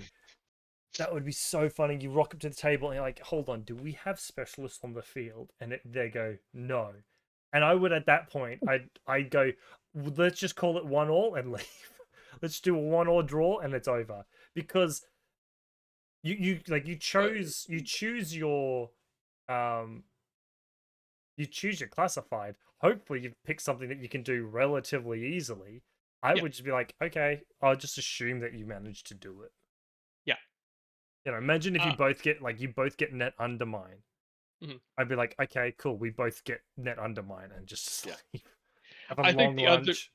yeah, the other approach would probably be if like both myself and my opponent show up with no specialists for army would probably be let's scrap that. We both agree to play our alternate lists and try again. Potentially, yeah, I suppose. Because otherwise it's not really a game.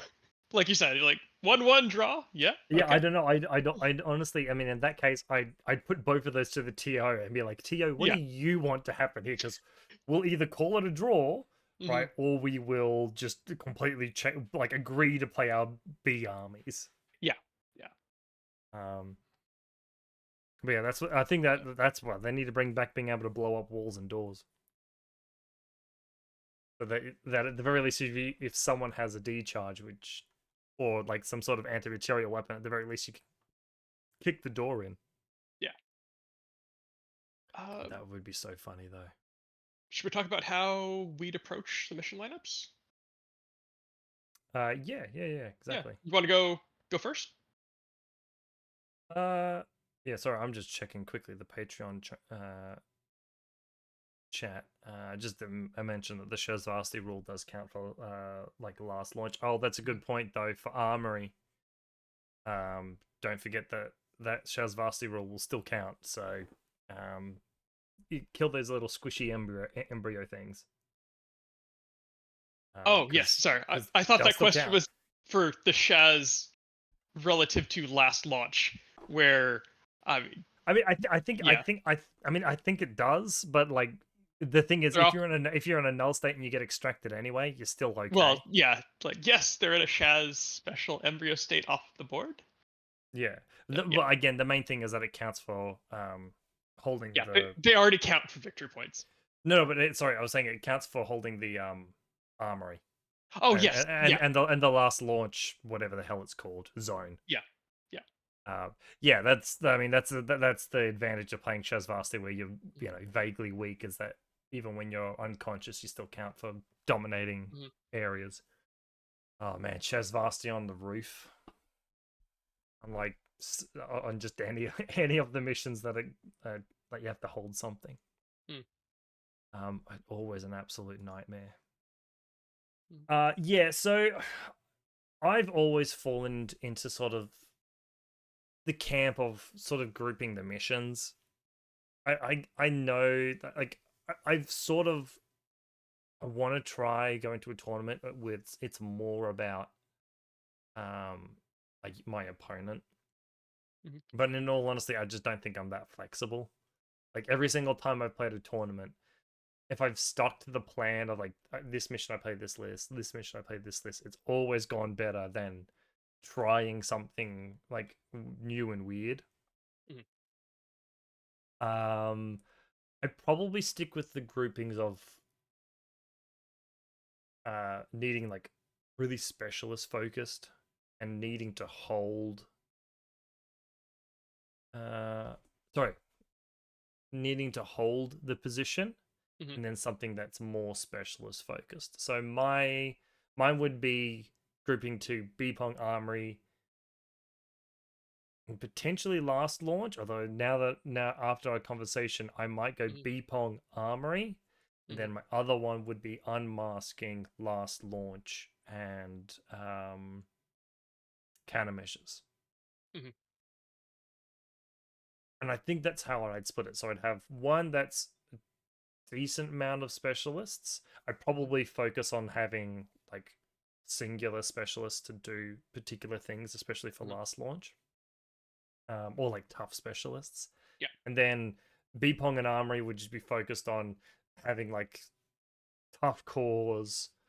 Or like if I was to play vanilla, it would be just like taking the toughest pieces and whatever like Mhm. lit like army I'm playing. So if I was to play vanilla CAL Aleph, I'd be looking at avatars, Maroots, um, Mhm. look, or actually for Armory and Bpong, I I'd take that back. I'd probably be looking at Azuras, um, something. I'm trying to think of something that's CA that's tough and small. Ooh, tough and small. Sheshkin probably. Mhm. Sheshkin, maybe Caliban's, Gualoses, Gualos, I guess. Mhm. Gualai. Yeah, I'd be focusing on that. So I think that's interesting. Is another thing is that if you're going to group like the missions like that, and you're going to have armory in one of those groups, just make sure that your plan doesn't involve like a big unit holding that center thing because it has to be Mhm. something small. Um, That's a really good point because I think, like personally, I would forget that Armory has small gates because small gates don't come up very much. yeah, well, it used to not hurt as much Mhm. because S5s, if they were human, sorry, not Rams, Mhm. um, could go prone, and you just go prone and you'd go in because you're S0. But now, Yeah. I just even took a look. Mhm. SX, you still have to consider the restrictions for Yeah. The moving that width. the yeah for entering Mhm. things with the X Mhm. um as it goes now. So yeah, the Mhm. yeah so you've got to try and make sure that when you're playing Armory that your plan for holding that like that center thing doesn't involve having something large inside of it. That it involves either setting up sort of a perimeter, Mhm. or it involves and then like putting little things inside, or it involves just having something tough as shit in the middle.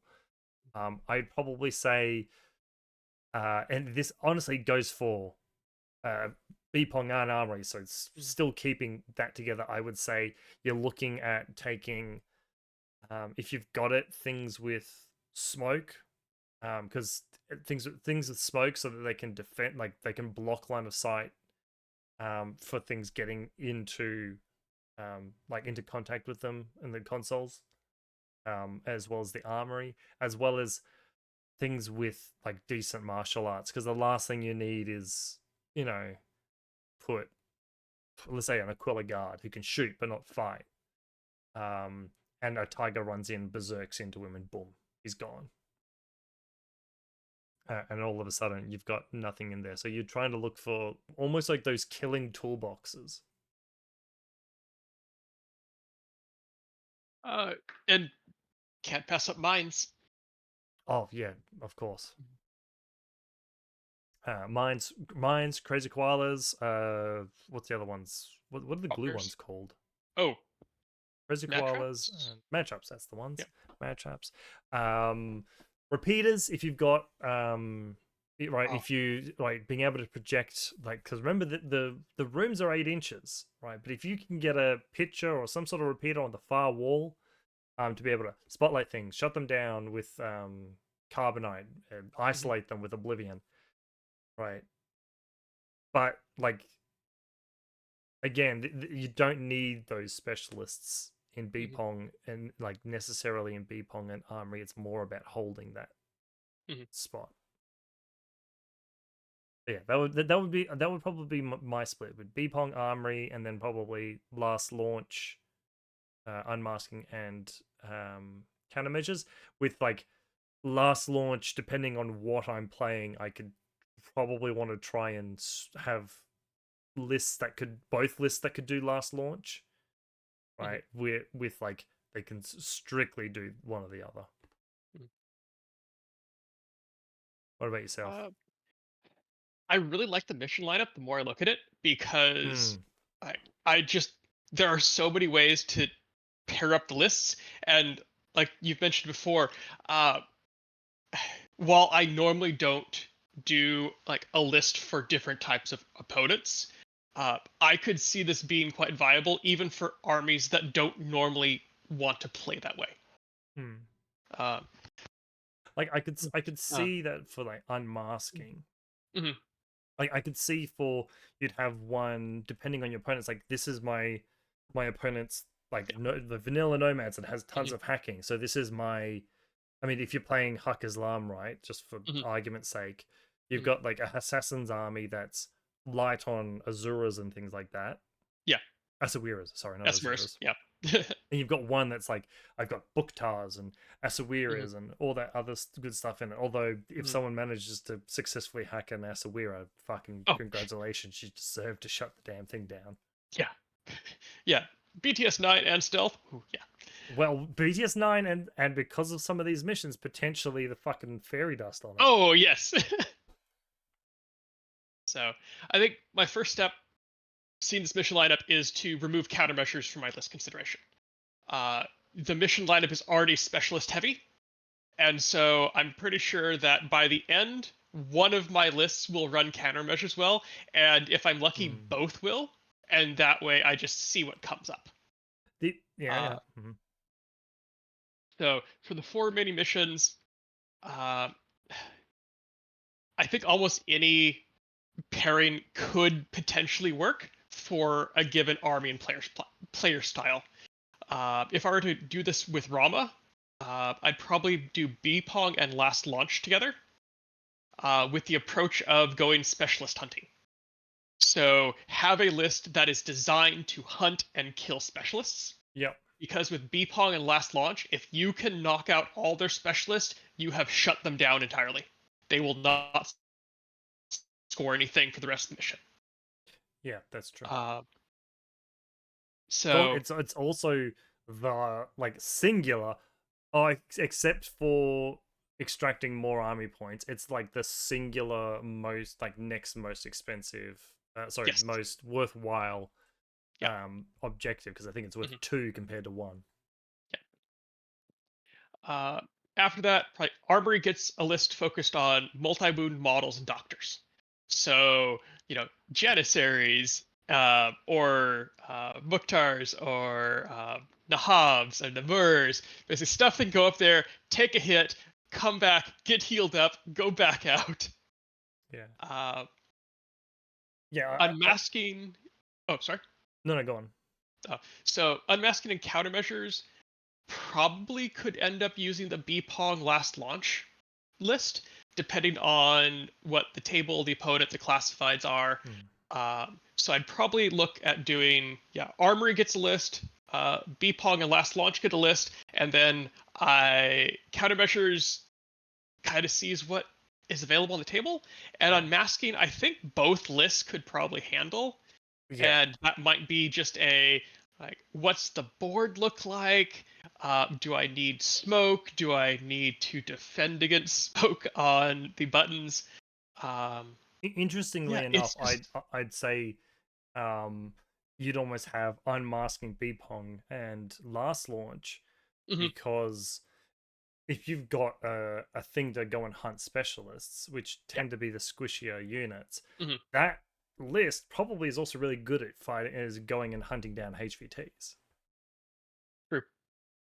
Yeah. Um, so you like, again, you know, do the pairing and stuff like Mhm, that, but it's an interesting grouping that I hadn't mhm. really thought of. Is like, if your plan is to just fuck up your opponent, which I think it's a fun plan, Oh yeah. and like be on the the best form of offense, defense is a good offense. Mhm. Uh, that's backwards of that saying, isn't it? Yeah, Uh, it is. uh, Yeah, normally it's a I good yeah. good defense is good offense is a good defense. But yeah, Mhm, um, then yeah, it's mhm, that's a, to me, strange grouping of the missions, but not an invalid one. mm, That sounds like really good. If you like, if you've got the pieces to do it and you can mhm. just fuck up your opponent, yeah, go for it. Yeah. That'd be interesting. It's like you're playing Shazvastu, you're playing Assassins, or even just Mhm, basic normal Hike Islam, and yeah. you're just rolling up and being like, yeah, I got two. He's like, yeah, I've got two. Or like three impersonators, and like, Mhm. this is a specialist kind of mission. It's like, fuck you, I'm just gonna kill your Yeah. specialist and have my one really quick specialist do everything. Piss Mhm. off. Yeah. Yeah, that's an interesting, I like that way of looking at it. Thanks. Yeah. um what do you think, because I was just like, I think armory is an interesting thing of, Mhm, what do you think people should look out for on their opponent's side? Because I'm thinking things like the Swiss Guard, mhm, the Haktau, right? Both are which are heavy infantry. I think they're mhm, armor at least 4 or above. mhm, Um, but they are camouflage. They're expensive. Right? mhm, They're obviously 2 wounds because they're both heavy infantry. mhm. Um, I mean, you put that sensor down, it's not going to matter if they're in the token state. You have to discover them first. It's difficult. Right? They can Mhm, really hurt. Dao Fei is another one. mhm. Well, and also they're tough enough to tank mines. True, yeah, they can just walk into a mine. I mean, Mhm. they're proper elite heavy infantry, so they're like, they'd be Yeah. like, what, Fizz Well, 14 or something like that. assuming it's not an AP mine, which Well, they yeah a little bit more worried about. yeah, but I was thinking more that like, Mhm. they've got decent Fizz, they probably can try and dodge it relatively well. But I Yeah. right, because if they don't dodge it, they're gonna take the mine and have to reveal themselves anyway. Mhm. Just trying to think of combined army, because I think all of the bits like that are like S5 or above. Mhm. I'd almost be more concerned about LF because you got Achilles, you've got Ajax, you've got Asuras, Remember that who Ajax are. can't get into that room. Oh, is it? Oh, right. Ajax He's is five. S5. Sorry, Achilles. Yes, Yeah, and Asuras, yeah. You got who. Asuras. You've also Uh, got. You've also got. I mean, I suppose you do still have Daciuses and the Mark II, which, while they're not heavy infantry, they are like pseudo 2 wound sort of mhm. things. Well, I'm Um, I'm thinking that like the heavy infantry, that's like three pseudo wound, if not three wound, uh, because those are things that can get in there just fine size wise hmm. and are power level on par with things that most factions need to go to an S5 or greater to get. Yeah, that's interesting. I'm just taking a look at it, and because of that narrow doorway, Mm-hmm. like some of like the really big like tanky units, I Mm-hmm. don't think, as far as heavy infantry goes, the probably the worst one I can think of being in there is a fucking Suryat. for CA because like the anathematic and carotid are too big. Mm. They actually can't fit in it. But a Suryat, I mean, Suryats are fucking hard enough to displace as they Mhm. are, as well as this is one of the few times where, well, no, actually, this is one of it's not one of the few times. It's still the time where, what a face, Sheshkin with her cover from all angles, Oh yeah. right, is a Mhm. fucking nightmare. She's got a pulsar, which is annoying because it'll easily reach across the entire fucking room. Mhm. Um, and if you've left something in there and she Promethean herself to 4 wounds, good fucking luck getting her out of there. You say that. I one rounded a full powered up Sheshkin today. Ooh, Uh, well done. As in, like, well, one it would. shot took him down. Uh, she was at full dead and still rolling 2 dice on continuous damage. Oh, that unfortunate. Especially it's only like armor 1 if you got rid of her cover. Yeah. Yeah. Which blast templates do because heavy rocket launcher +1 burst at Harry's. Oh, that's right, because you're doing your like weird QK thing. No, it was Rama Oh, but running an do they still Alpha get Sid the okay. Alpha Sid +1 burst heavy rocket launcher and a Harry's. Mm. So it's a burst 4, and hit her with 2 of them, and she was still rolling both dice when she got removed from the board. I like It the was idea. beautiful. Yeah, I mean that's sad. Sad for Sheshkin, but also fuck Sheshkin. Oh, she also took up more than her points. So. Oh yeah, of course. I mean, she really should. I mean, that was the one thing my when I was playing the resilience game against uh Josh, and he's got Shishkin up, and it just like proving the point of like how cost effective a Chimera is. Because I ran my Chimera out, who killed, ended up killing what's it called, same thing called a Specular Killer, Tiger, and then Sheshkin. And then I lost that. Then I played Tristan, and I was like, okay, I got in a position where I was like, I always hold back and don't spend an entire turn on my Chimera. I'm going to spend an entire turn on this Chimera, Mhm.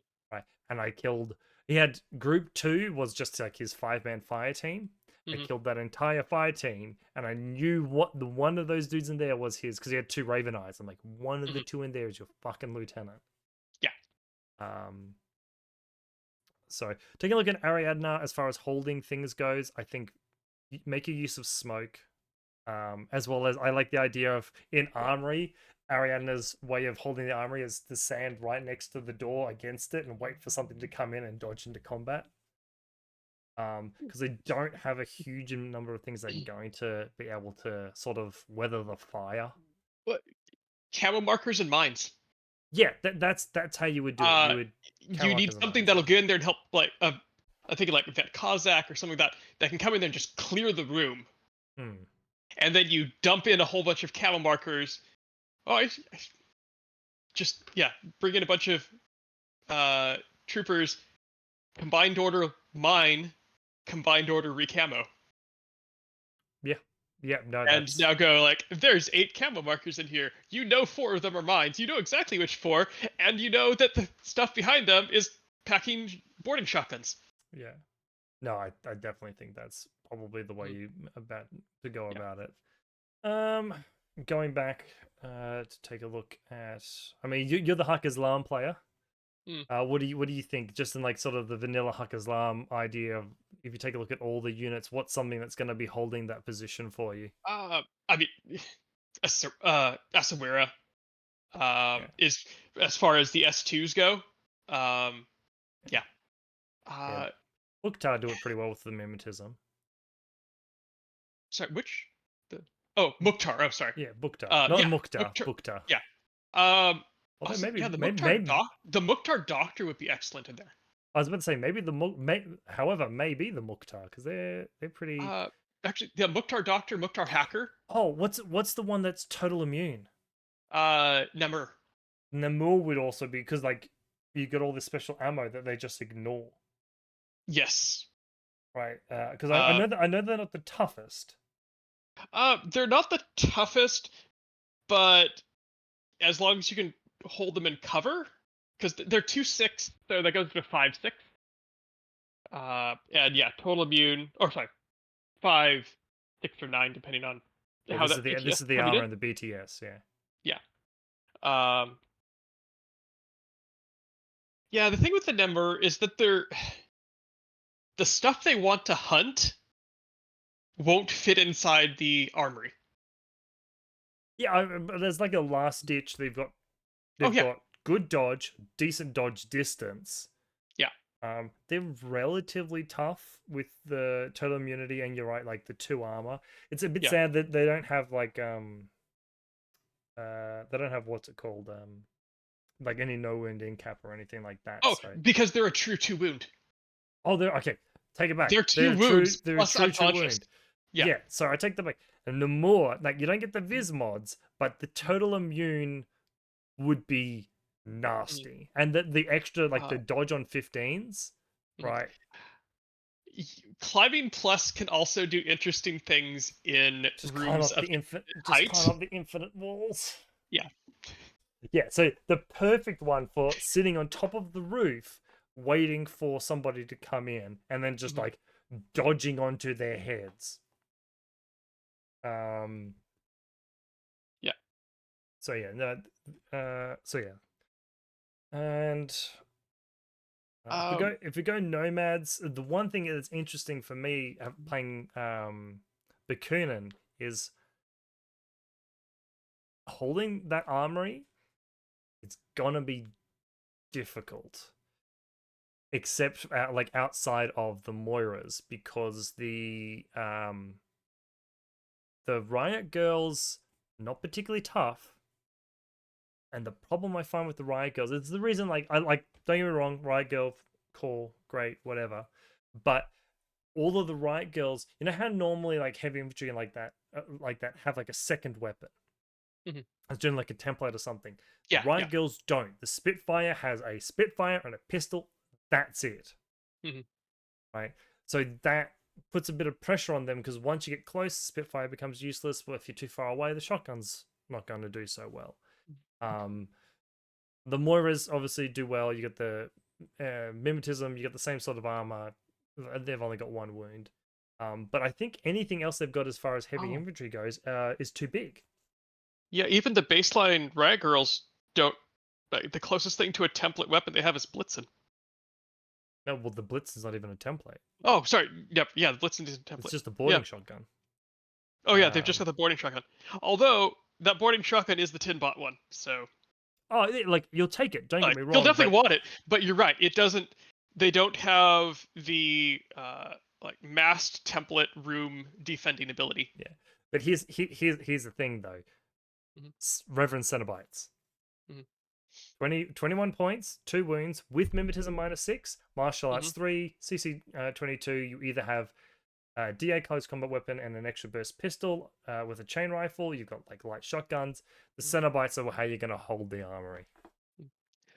Actually, Um, going for like wider nomads. mhm, Hollow Man will mhm. kick the just hold so well with the thing nearby. Puppet Company.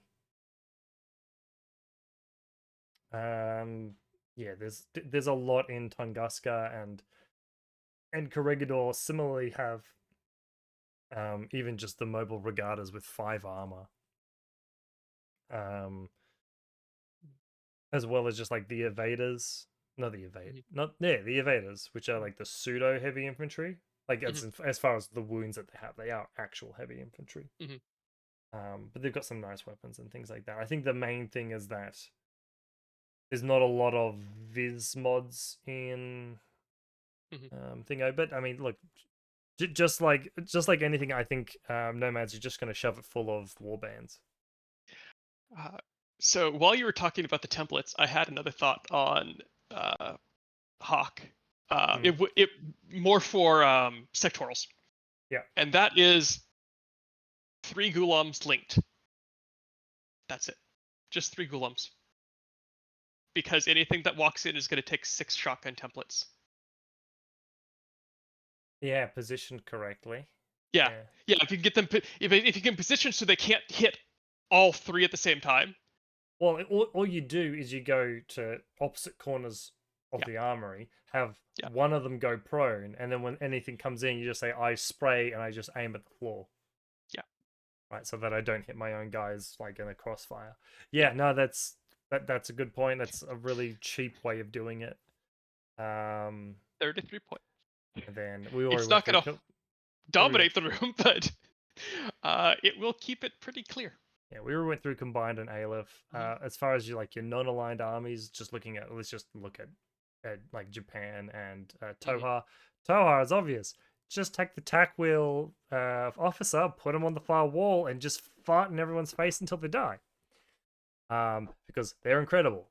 And then I don't know, you can have a what's it called, the McCool follow them to throw eclipse smoke at the door and then flame anything that comes in. Mhm.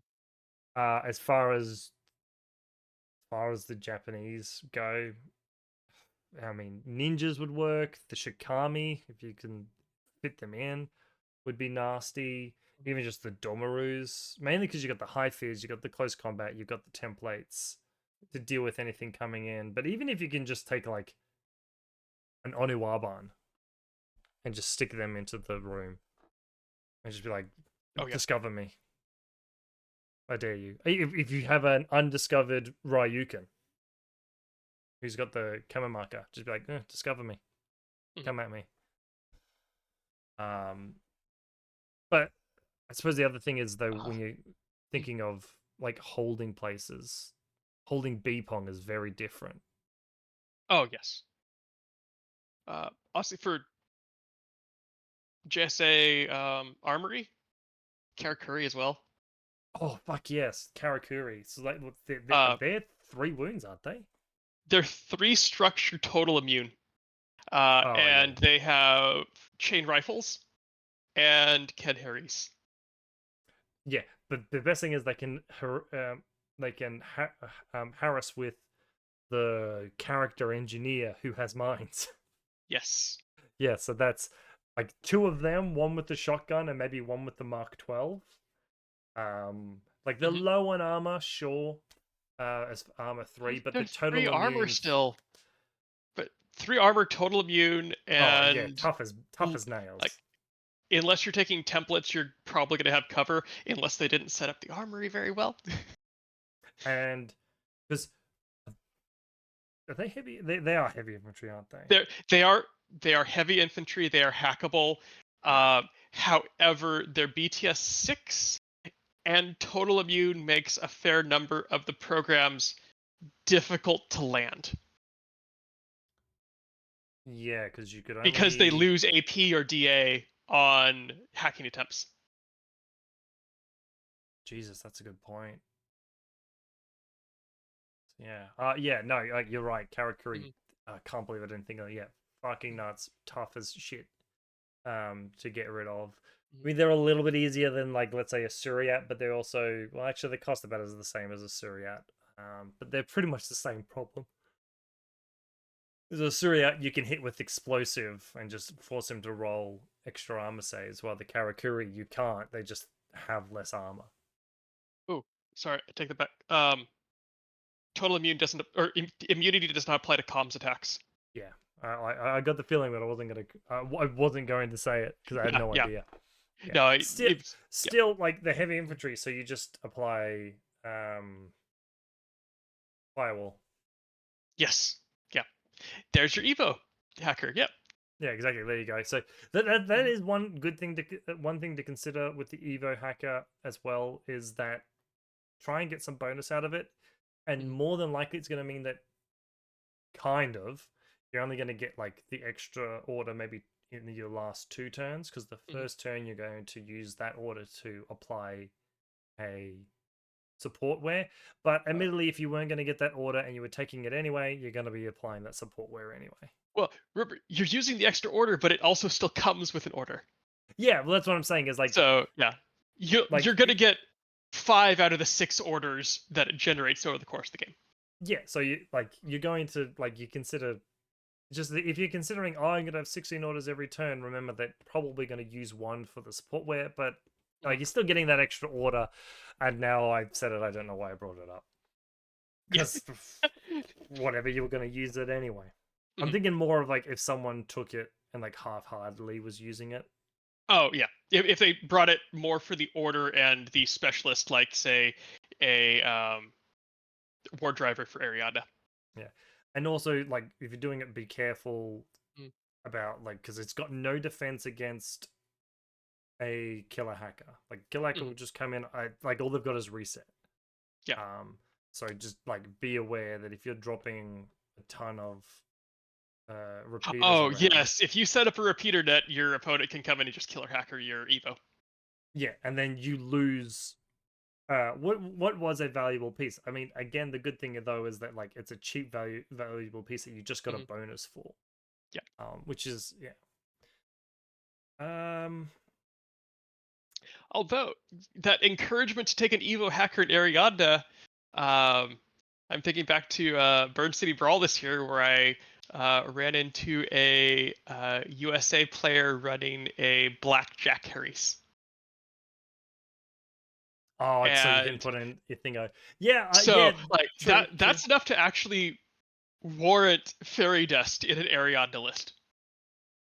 Yeah, no, true. I mean, look, if you're doing that, sure, I but mean, I if think you're doing that, you've already got your special snowflake list. yeah, But but I think the for this particular mission lineup, Mhm. that Evo hacker in terms of Ariadna Mhm. has it has a very different role when compared to an Evo hacker in pretty much any other list, where Yes, it is there for in last launch to be an easy 17 points that you can just go on. yes. Plus, it gives you the extra orders in last launch.